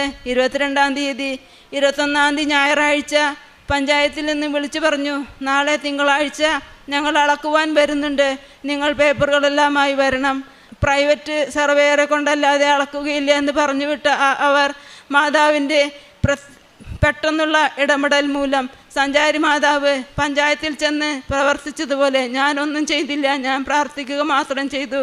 എൻ്റെ ഉടമ്പടിയുടെ ശക്തി എനിക്ക് അവിടെ പൂർണ്ണമായി 4-ാം ദിവസത്തിൽ തന്നെ വെളിപ്പെട്ടു. തിങ്കളാഴ്ച 22-ാം തീയതി അവർ വന്നു, ഭൂമി അളന്നു, വഴിതിരിച്ചു, കുറ്റിയടിച്ചു തന്നു. അതിനുശേഷം എനിക്ക് കൂടുതൽ മാതാവിനോട് പ്രാർത്ഥിക്കുവാനും ഉടമ്പടിയിൽ വിശ്വസിക്കുവാനും എല്ലാം സാധിച്ചു. കുർബാനയും മറ്റ് ദാനധർമ്മങ്ങളുമെല്ലാം ഞാൻ ഇടപെടാതെ പ്രവർത്തിച്ചു പോന്നു. കേസിൻ്റെ കാര്യത്തിന് വേണ്ടി പ്രാർത്ഥിച്ചു കൊണ്ടിരുന്നു.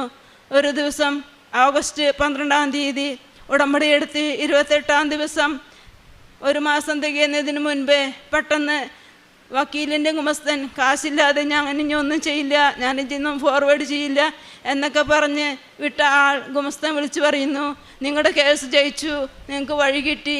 ഞാൻ മറ്റെല്ലാ കക്ഷിക്കാരെയും വിളിച്ചു പറഞ്ഞു, ഗുമസ്തൻ വിളിച്ചിട്ടുണ്ടായിരുന്നു, എന്താ സംഭവിച്ചതെന്ന് എനിക്കറിയില്ല, നമുക്ക് വഴി വെട്ടാം എന്ന് പറഞ്ഞു. അങ്ങനെ എല്ലാവരും കൂടി 10-60 ലോഡ് വേസ്റ്റ് ഇറക്കി മരങ്ങളെല്ലാം വെട്ടി വഴിയുണ്ടാക്കി.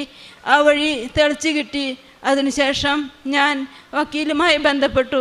എന്താണ് സംഭവിച്ചത്?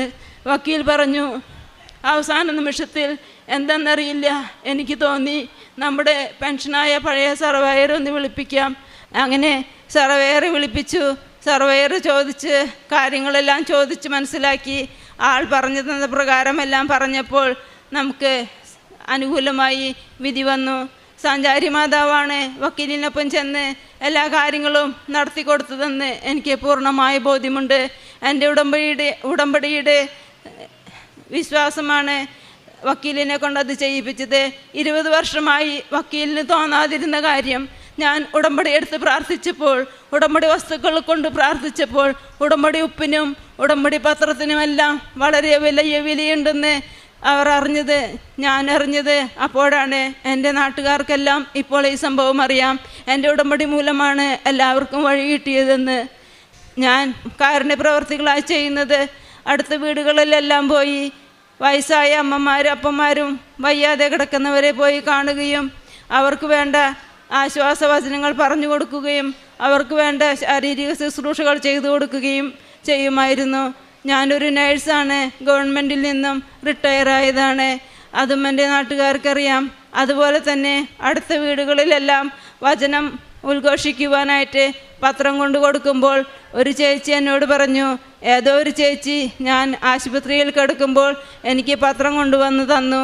ഞാനൊരു ഹിന്ദുവായിരുന്നു എങ്കിലും ഞാൻ കാര്യമായി വിശ്വസിച്ചില്ല. പക്ഷേ ആ പത്രം എൻ്റെ കൂടെ ഉണ്ടായിരുന്നത് കൊണ്ട് വളരെ വലിയൊരു ജീവൻ മരണ പോരാട്ടത്തിൽ നിന്നും ബ്ലീഡിംഗ് ആയിട്ട് എല്ലായിടത്തു നിന്നും മടക്കി മെഡിക്കൽ കോളേജിലെത്തിച്ച് എന്നെ ജീവനോടെ കോമയിലായിരുന്ന എന്നെ തിരിച്ചു തന്നത് ആ പത്രമാണ്.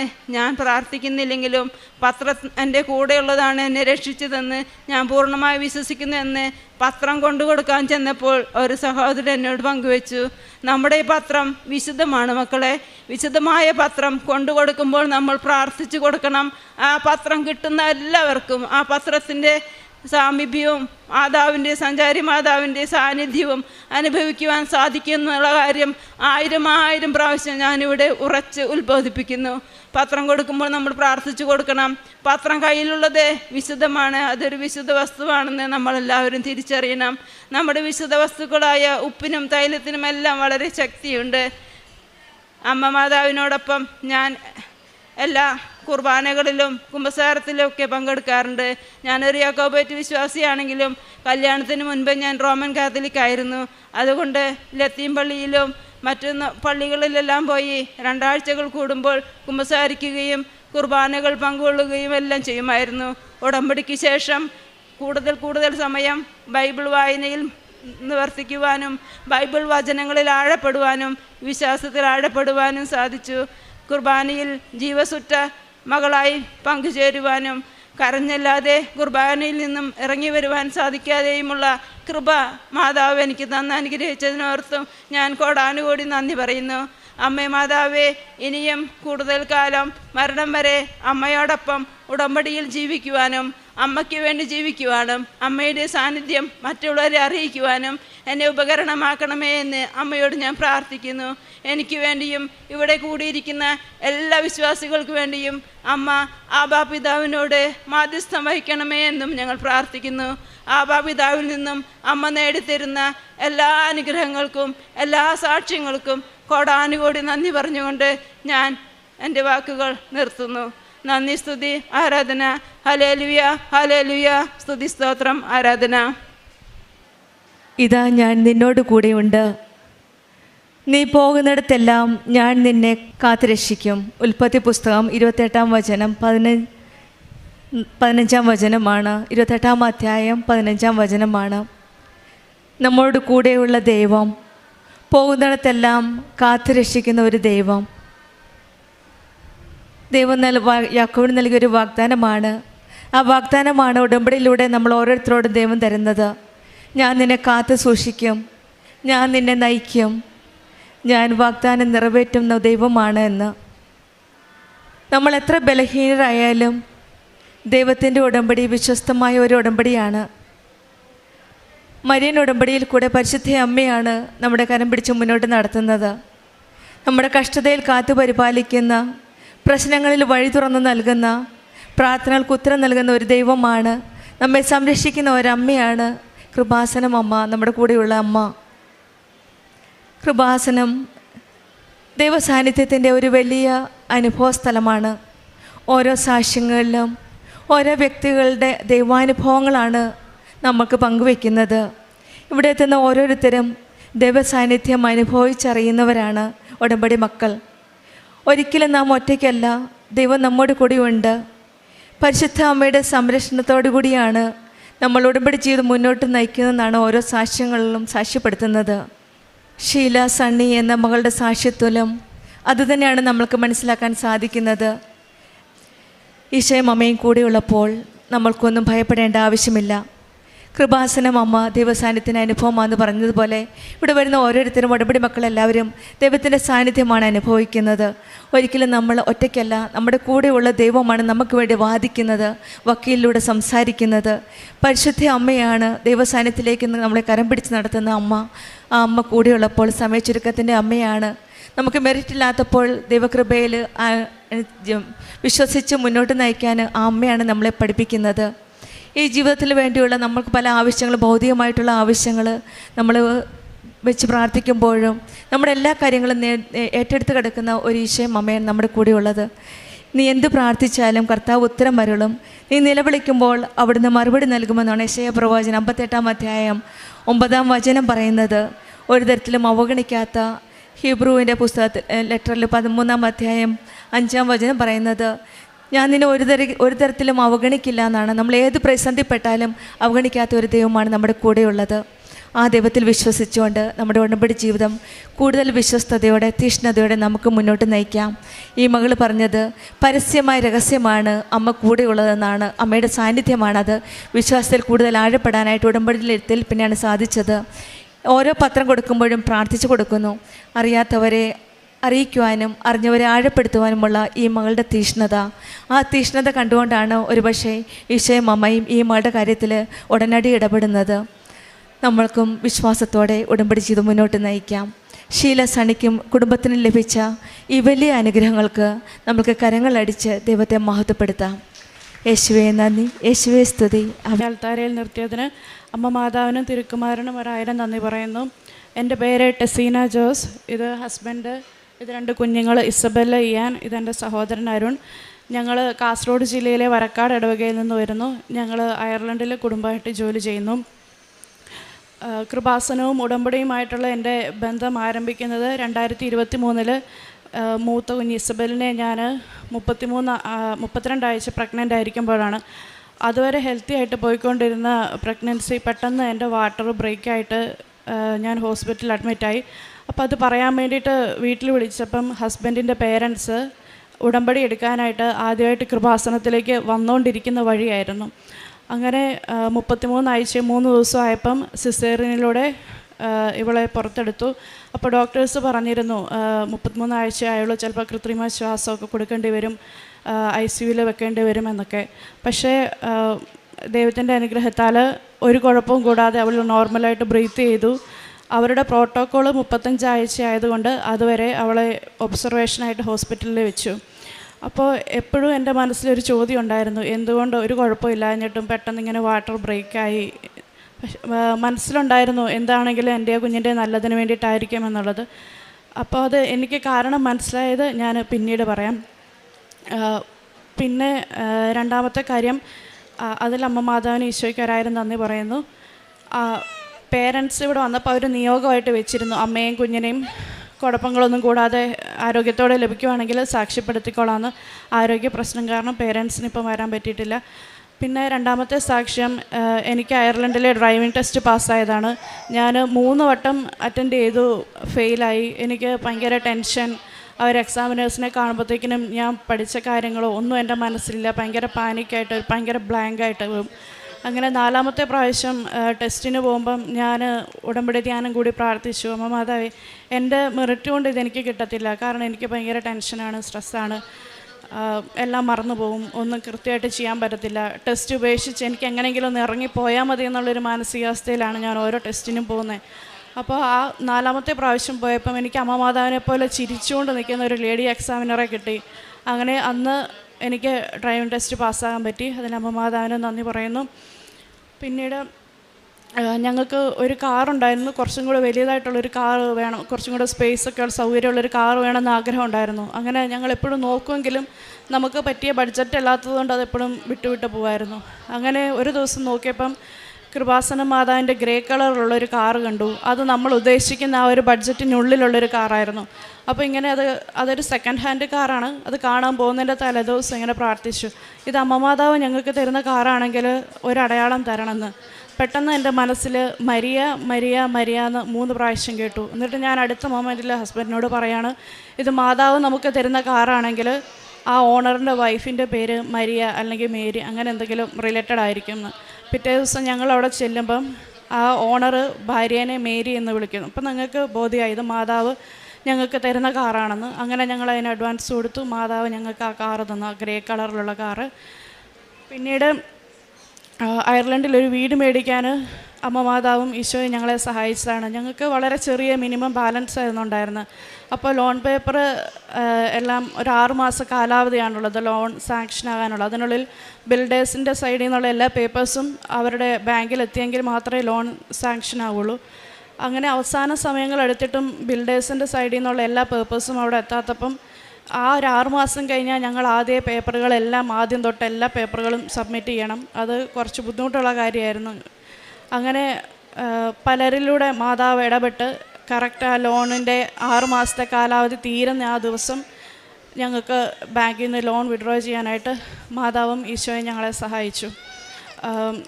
പിന്നെ ഈ സമയത്ത് ഞാൻ 2024 ഫെബ്രുവരിയിലാണ് ഓൺലൈൻ ഉടമ്പടി എടുത്തത്. ഓൺലൈൻ ഉടമ്പടിയിലായിരുന്ന സമയത്താണ് എനിക്ക് ഈ അനുഗ്രഹങ്ങളൊക്കെ സാധിച്ചത്. പിന്നെ 2024 നവംബർ 29 ഇവിടെ വന്ന് തീർത്ഥാടന ഉടമ്പടി എടുത്തു. ഉടമ്പടിയിൽ നിയോഗമായിട്ട് കുടുംബ ജീവിതത്തെ വിശദീകരിക്കണമെന്ന്, വിശുദ്ധരായ കുഞ്ഞുങ്ങളെ നൽകി അനുഗ്രഹിക്കണമെന്ന് നിയോഗം വെച്ചിരുന്നു. അങ്ങനെ തിരിച്ചു ചെന്ന് ഉടമ്പടി വസ്തുക്കൾ ഉപയോഗിക്കുകയും തിരികെത്തിച്ച് പ്രാർത്ഥിക്കുകയും ചെയ്യുന്ന സമയത്ത് കുറച്ച് ദിവസങ്ങളിലായിട്ട് തിരിയിലെ നാളത്തിൽ ഇങ്ങനെ ഒരു ഗർഭസ്ഥ ശിശുവിൻ്റെ പോലെ ഒരു കിഡ്നി ബീൻസിൻ്റെ ഒരു ഷേപ്പിൽ കാണുകയാണ്. അപ്പം മനസ്സിലിങ്ങനെ തോന്നൽ വരികയാണ്, ഇനി പ്രഗ്നൻ്റ് ആയിരിക്കുമോ. അപ്പം നാട്ടിൽ വന്ന സമയത്ത് PCOD കാരണം ഡോക്ടർ പീരിയഡ്സ് ആകാൻ ടാബ്ലറ്റ്സ് തന്നിട്ടുണ്ടായിരുന്നു, അത് കഴിക്കുന്നുണ്ടായിരുന്നു. അങ്ങനെ ആ ടാബ്ലറ്റ്സ് കഴിക്കുന്നത് നിർത്തി. കുറച്ച് ദിവസം കഴിഞ്ഞ് പ്രഗ്നൻസി ടെസ്റ്റ് ചെയ്തപ്പം ഞാൻ പ്രഗ്നൻ്റ് ആയിരുന്നു. അങ്ങനെ ഉടമ്പടി നേർച്ച വസ്തുക്കളെന്നും തൈലവും ഉപ്പും ഒക്കെ എന്നും ഉപയോഗിച്ച് പ്രാർത്ഥിച്ചുകൊണ്ട് മുമ്പോട്ട് പോയി. അങ്ങനെ 3-ാം മാസത്തിൽ പെട്ടെന്ന് എനിക്കൊരു ഹെവി ബ്ലീഡിങ് വന്ന് ആംബുലൻസ് വിളിച്ച് ഹോസ്പിറ്റലിൽ പോവുകയാണ്. അപ്പോൾ ആ ആംബുലൻസിന് വേണ്ടി വെയിറ്റ് ചെയ്യുന്ന സമയത്ത് ഇങ്ങനെ ഹസ്ബൻഡ് എനിക്ക് ഉടമ്പടി തൈലവും ഉപ്പും ഒക്കെ തേച്ചും കഴിക്കാനായിട്ടൊക്കെ തന്നു. അങ്ങനെ ഞാൻ മാതാവിനോട് പറഞ്ഞു, 3 മാസമാണെങ്കിലും ഞാൻ ഈ കുഞ്ഞിനെ എൻ്റെ ഉദരത്തിൽ വഹിച്ച് ആ ഗർഭകാലത്തെ എല്ലാ ബുദ്ധിമുട്ടുകളും സഹിച്ചപ്പം അമ്മ മാതാവും ഈശോയും തന്ന കുഞ്ഞാണെന്നാണ് ഞാൻ വിശ്വസിക്കുന്നത്. എന്നാണ് എൻ്റെ വിശ്വാസം. അപ്പം അമ്മ തന്ന കുഞ്ഞാണെങ്കിൽ ഈ കുഞ്ഞിനെ പൂർണ്ണ ആരോഗ്യത്തോടെ പൂർണ്ണ വളർച്ചയോടെ അമ്മയുടെ മുമ്പിൽ കുടുംബമായിട്ട് വന്ന് സാക്ഷ്യം പറയാൻ അനുവദിക്കണമെന്ന് ലഭിക്കുകയാണെങ്കിൽ സാക്ഷ്യപ്പെടുത്തിക്കൊള്ളാമെന്ന് നേർന്നിരുന്നു. അങ്ങനെ ആംബുലൻസ് ക്രൂ വന്നപ്പോൾ അവർ ഹസ്ബൻഡിൻ്റെ അടുത്ത് പറഞ്ഞത് എന്ത് വാർത്തയും കേൾക്കാൻ തയ്യാറായിരിക്കണം എന്നാണ്.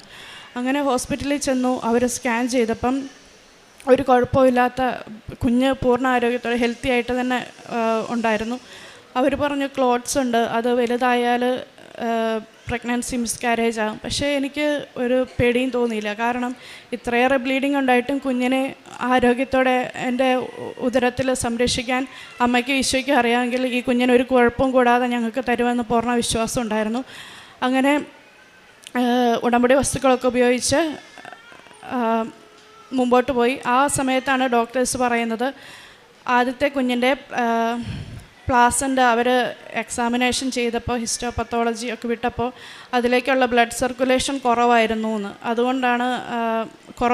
പറഞ്ഞു. അതുകൊണ്ട് അവർ രണ്ടാമത്തെ കുഞ്ഞിന് ഒന്നും സംഭവിക്കാതിരിക്കാൻ വേണ്ടി പ്രഗ്നൻസി ഹെൽത്തി ആയിട്ട് മുമ്പോട്ട് പോകാൻ എനിക്ക് ആസ്പിരിൻ ടാബ്ലറ്റ്, പ്രൊജസ്ട്രോൺ, പെസറി ഒക്കെ 35 ആഴ്ച വരെ കഴിക്കണമെന്ന് പറഞ്ഞിരുന്നു.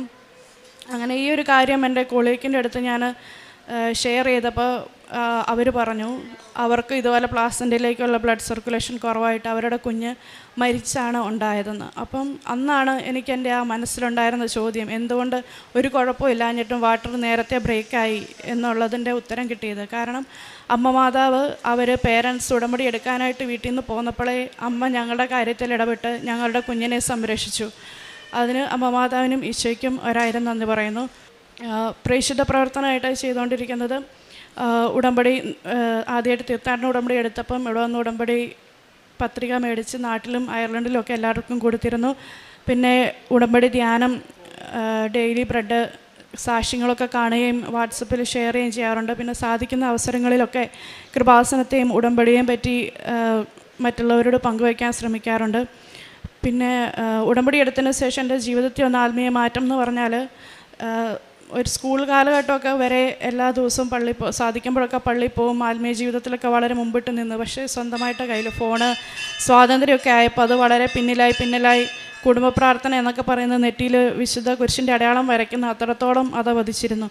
ഒരു ബുദ്ധിയൊക്കെ മന്ദീഭവിച്ച് ഹൃദയമൊക്കെ ഘനീഭവിച്ചൊരവസ്ഥയായിരുന്നു. എന്തിന് ജീവിക്കുന്നു, ഒരു ഡിപ്രഷൻ, കുറ്റബോധം, നിരാശ, അങ്ങനെ ഒരവസ്ഥയിൽ ആയിരിക്കുന്ന സമയത്താണ് ഈ സംഭവങ്ങളൊക്കെ സംഭവിക്കുന്നതും ഉടമ്പടിയെപ്പറ്റി മനസ്സിലാക്കുന്നതും. അതൊരു പിടിവള്ളി പോലെയായിരുന്നു എനിക്ക് മുമ്പോട്ടേക്ക് പൊങ്ങി വരാൻ, ജീവിതത്തിൽ മുമ്പോട്ടേക്ക് പോകാനായിട്ട്. പിന്നെ കുടുംബ പ്രാർത്ഥന സ്ഥിരമായിട്ട് ചെല്ലാനായിട്ട് മാതാവ് സഹായിച്ചു, ഈശോയെ സഹായിച്ചു. സാധിക്കുമ്പോഴൊക്കെ വിശുദ്ധ കുർബാനയും പങ്കെടുക്കാനും കുമ്പസാരിക്കാനും സാധിച്ചു. ക്ഷമിക്കാനായിട്ട് ഒരിക്കലും ക്ഷമിക്കില്ല, മിണ്ടില്ല എന്ന് വിചാരിച്ചിരുന്ന 2 വ്യക്തിയെ ബ്ലോക്ക് ചെയ്ത് വെച്ചിരുന്നതൊക്കെ അവരോട് അങ്ങോട്ട് വിളിച്ച് സംസാരിക്കാനൊക്കെ ഈ ഉടമ്പടി ധ്യാനത്തിൽ പങ്കെടുത്തതിലൂടെ സാധിച്ചു. പിന്നെ കാരുണ്യ പ്രവർത്തികളായിട്ട് ചെയ്യുന്ന അറിയാത്ത ഒരു കുടുംബത്തിന് എല്ലാ മാസവും സാമ്പത്തികമായിട്ട് സഹായം ചെയ്യാറുണ്ട്. മാനസിക രോഗികളായിട്ടുള്ള സ്ത്രീകളെ സംരക്ഷിക്കുന്ന ഒരു കേന്ദ്രത്തിലും സാമ്പത്തികമായിട്ട് സഹായിക്കുന്നുണ്ട്. അമ്മ മാതാവും ഈശോയും ഞങ്ങളുടെ ജീവിതത്തിൽ ചെയ്തു തന്ന എല്ലാ അനുഗ്രഹങ്ങൾക്കും 1000 നന്ദി അർപ്പിക്കുന്നു. കർത്താവ് അരുളി ചെയ്യുന്നു, ഞാൻ പ്രസവത്തോളം എത്തിച്ചിട്ട് പ്രസവമുണ്ടാകാതിരിക്കുമോ? ജന്മം നൽകുന്ന ഞാൻ ഗർഭപാത്രം അടച്ചു കളയുമോ? യെശയ്യാ പ്രവാചകൻ്റെ പുസ്തകം 66-ാം അധ്യായം 9-ാം വചനമാണ്. ഇത് പരിശുദ്ധ അമ്മയുടെ ഈശോയുടെയും ഒരു വലിയ സംരക്ഷണമാണ്. ഈശോയും അമ്മയും കാത്തു പരിപാലിച്ച് ആ കുട്ടിയെ, ആ വെള്ളം ബ്രേക്ക് ആയതും അതൊരു പിന്നീട് നമ്മൾ അറിയുന്ന 2ാം കുട്ടി ജനിച്ചപ്പോഴാണ് അത് ദൈവത്തിൻ്റെ ഒരു വലിയ സംരക്ഷണമായിരുന്നെന്ന് മനസ്സിലാക്കാൻ സാധിക്കുന്നത്. നമ്മളറിയാത്ത രീതിയിലാണ് ദൈവം നമ്മളെ കാത്തു പരിപാലിക്കുന്നത്. പരിശുദ്ധ അമ്മയോട് നമ്മൾ എന്ത് പറഞ്ഞാലും ഈശോയുടെ എല്ലാ കാര്യവും നമ്മുടെ ഓരോ കാര്യങ്ങളും കൊണ്ടുപോകുന്നത് പരിശുദ്ധ അമ്മ കൊണ്ടുപോകുന്നത് ഈശോയിലേക്കാണ്. അന്നത്തെ ദിവസം ആ ഹോസ്പിറ്റലിൽ ഈ മകളുടെ വെള്ളം ബ്രേക്കായപ്പോൾ, വാട്ടർ ബ്രേക്കായപ്പോൾ യൂട്രസ് സ്വന്തം അച്ഛനും അമ്മയും കൃപാസനത്തിലേക്ക് പോരുന്ന വഴിയായിരുന്നു. കൃപാസനത്തിലേക്ക് വരുന്ന വഴിയിലാണ് ഈ ന്യൂസ് അവർക്ക് കിട്ടുന്നത്. അവർ ഉടമ്പടി എടുക്കാൻ വരുമായിരുന്നു. ഒരു പക്ഷേ ആ സ്റ്റെപ്പ് എടുത്തത് പരിശുദ്ധ അമ്മ പറഞ്ഞിട്ടാവാം. അവരന്ന് പോരുന്ന വഴിക്ക് തന്നെ ഇവിടെ വന്ന് ആ നിയോഗം വെച്ചത് ആദ്യത്തെ കുട്ടിയുടെ ഒരു സേഫ് ഡെലിവറിക്ക്, ഒരു സേഫ് ബർത്തിന് വേണ്ടിയിട്ടായിരുന്നു. അങ്ങനെയാണ് ആ മകൾ ജനിക്കുകയും എല്ലാം ഈശോയും അമ്മയും കാത്ത് സംരക്ഷിക്കുകയും ചെയ്തത്. പിന്നീട് ഈ മകൾ പറഞ്ഞൊരു ഡ്രൈവിംഗ് ലൈസൻസ് ആയിരുന്നു. മകൾക്ക് അത്ര കോൺഫിഡൻസ് ഇല്ലായിരുന്നു, ലാംഗ്വേജ് പ്രോബ്ലം ഉണ്ടായിരുന്നു, പിന്നെ ലാക്ക് ഓഫ് എക്സ്പീരിയൻസ് ഉണ്ടായിരുന്നു. ഇതെല്ലാമായിട്ടും ഡ്രൈവിംഗ് ലൈസൻസ് പെട്ടെന്ന് കിട്ടിയെങ്കിൽ ഈ മകൾ പറയുന്നത് ഇതെൻ്റെ മെറിറ്റ് അല്ല, ഇത് ദൈവത്തിൻ്റെ ഒരു കൃപയാണ്, not by merit but by grace എന്നാണ്. പിന്നീട് ഇവിടെ ഒരു ആഗ്രഹമായിരുന്നു ഒരു കാർ വാങ്ങണമെന്ന്. ഓരോ കാര്യങ്ങളും ഇവർ വാങ്ങിക്കുന്നതിനും ചെയ്യുന്നതിനും എല്ലാം മുൻപ് പരിശുദ്ധ അമ്മയോട് കൺസൾട്ട് ചെയ്യുന്നതാണ്. അമ്മയ്ക്ക് ഇഷ്ടമാണെങ്കിൽ ഈശോയോട് ചോദിച്ച് ഞങ്ങൾക്ക് വാങ്ങിത്തരിക എന്നാണ്. അങ്ങനെ ഈ മക്കൾ പ്രാർത്ഥിച്ചനുസരിച്ച് കാർ മേടിക്കാൻ പോയപ്പോഴും ഈ മകളുടെ മനസ്സിൽ മരിയ എന്നുള്ള വാക്ക് വയ്ക്കുകയും ആ ഓണറിൻ്റെ വീട്ടിൽ ചെന്നപ്പോഴത്തേന് ആ ഓണർ ഭാര്യയെ വിളിക്കുന്നു, മേരി എന്ന് വിളിക്കുന്ന കേട്ടപ്പോൾ ഇത് അമ്മയുടെ ഇടപെടലാണ്, ഒരമ്മയുടെ അടയാളമായിട്ടാണ് ഇവർക്ക് മനസ്സിലാക്കിയത്. ഓരോ കാര്യത്തിലും ഓരോ പ്രശ്നങ്ങളിൽ ഇടപെടുമ്പോഴും ഈശോയുടെയും അമ്മയുടെയും ഇടപെടൽ പല രീതികളിലാണ് ഇവർക്ക് സാന്നിധ്യം മനസ്സിലാക്കുന്നത്. അതുപോലെ തന്നെയാണ് അയർലൻഡിൽ ഒരു വീട് കിട്ടുക വളരെ പ്രയാസമാണ്. അവിടെയും ഈശോയും അമ്മയും ഇടപെട്ട് പെട്ടെന്ന് തന്നെയാണ് ബിൽഡേഴ്സിൻ്റെ പേപ്പറും എല്ലാം റെഡിയാക്കി കൊടുത്ത് മാതാവിൻ്റെ ഇടപെടൽ പല വ്യക്തികളിലൂടെയാണ് ഇവർക്ക് മനസ്സിലാക്കാൻ സാധിച്ചത്. അങ്ങനെയാണ് അയർലൻഡിൽ ഒരു നല്ലൊരു ഭവനം ഇവർക്ക് മേടിക്കുവാൻ സാധിച്ചത്. പിന്നെയാണ് 2ാമത്തെ കുട്ടിയുടെ ബർത്ത്. 3-ാം മാസം ബ്ലീഡിങ് ആയപ്പോൾ ഹോസ്പിറ്റലിൽ അഡ്മിറ്റ് ചെയ്ത് കുഞ്ഞിനായി പ്രാർത്ഥിച്ചു. ഹോസ്പിറ്റലിൽ ഹെൽത്തി ചൈൽഡിന് വേണ്ടിയിട്ട് പ്രാർത്ഥിച്ചു, കാരണം ക്ലോട്ട് ഉണ്ടായിരുന്നു. ഫസ്റ്റ് ചൈൽഡിൻ്റെ പ്ലാസൻ്റ എക്സാമിനേഷൻ ചെയ്തപ്പോൾ ബ്ലഡ് സർക്കുലേഷൻ കുറവായതെന്ന് മനസ്സിലായി. അതുപോലെ തന്നെ ഈ കുട്ടിക്ക് കൂടുതൽ അവർ സംരക്ഷണം നൽകിയിരുന്നു. പ്രാർത്ഥിച്ചു, കൂടുതൽ തീഷ്ണതയോടെ ഉടമ്പടി എടുത്താണ് ഈ മകൾ പ്രാർത്ഥിച്ചത്. അമ്മ കൂടെയുണ്ടെന്നുള്ള ഒരു ധൈര്യമുണ്ടായിരുന്നു ഈ മകൾക്ക്, അതുകൊണ്ട് ഭയമില്ലായിരുന്നു. പൂർണ്ണ ആരോഗ്യത്തോടെ പൂർണ്ണ വളർച്ചയോടെ അമ്മയുടെ സന്നിധിയിൽ ഈ കൊച്ചിനെ കൊണ്ടുവരണം, അമ്മയുടെ പ്രത്യക്ഷീകരണത്തിൻ്റെ സാക്ഷിയാക്കി തീർക്കണമെന്ന് പ്രാർത്ഥിച്ചുകൊണ്ടാണ് ഈ മകൾ ഈ കുട്ടിക്ക് വേണ്ടി യാചിച്ചത്. അതും ഈശോയും അമ്മയും കനിഞ്ഞനുഗ്രഹിക്കുകയായിരുന്നു. നമ്മുടെ ജീവിതത്തിലും ദൈവത്തിനൊരു പ്ലാനും പദ്ധതിയും ഉണ്ട്. ദൈവം ആരംഭിച്ച നല്ല പ്രവൃത്തികൾ അത് കുടുംബത്തിലായാലും ജോലിയിലായാലും ആരോഗ്യത്തിലായാലും ഒരു കുഞ്ഞിന് വേണ്ടിയായാലും ദൈവം അത് പൂർത്തിയാക്കും. പരിശുദ്ധമ്മയുടെ മധ്യസ്ഥതയിൽ ഉടമ്പടി ജീവിതം ഉറച്ച വിശ്വാസത്തിൽ ജീവിച്ചുകൊണ്ട് വിശ്വാസത്തോടെ നമ്മൾക്ക് പരിശുദ്ധമ്മയുടെ കരം പിടിച്ച് ഉടമ്പടി ജീവിതത്തിൽ വിശ്വസ്തയോടെ നയിക്കാം. ടെസീന ജോസിന് കുടുംബത്തിന് ലഭിച്ച എല്ലാ അനുഗ്രഹങ്ങൾക്കും നമ്മൾക്ക് കരങ്ങളടിച്ച് ദൈവത്തെ മഹത്വപ്പെടുത്താം. യേശുവേ നന്ദി, യേശുവേ സ്തുതി, ആവേ മരിയ.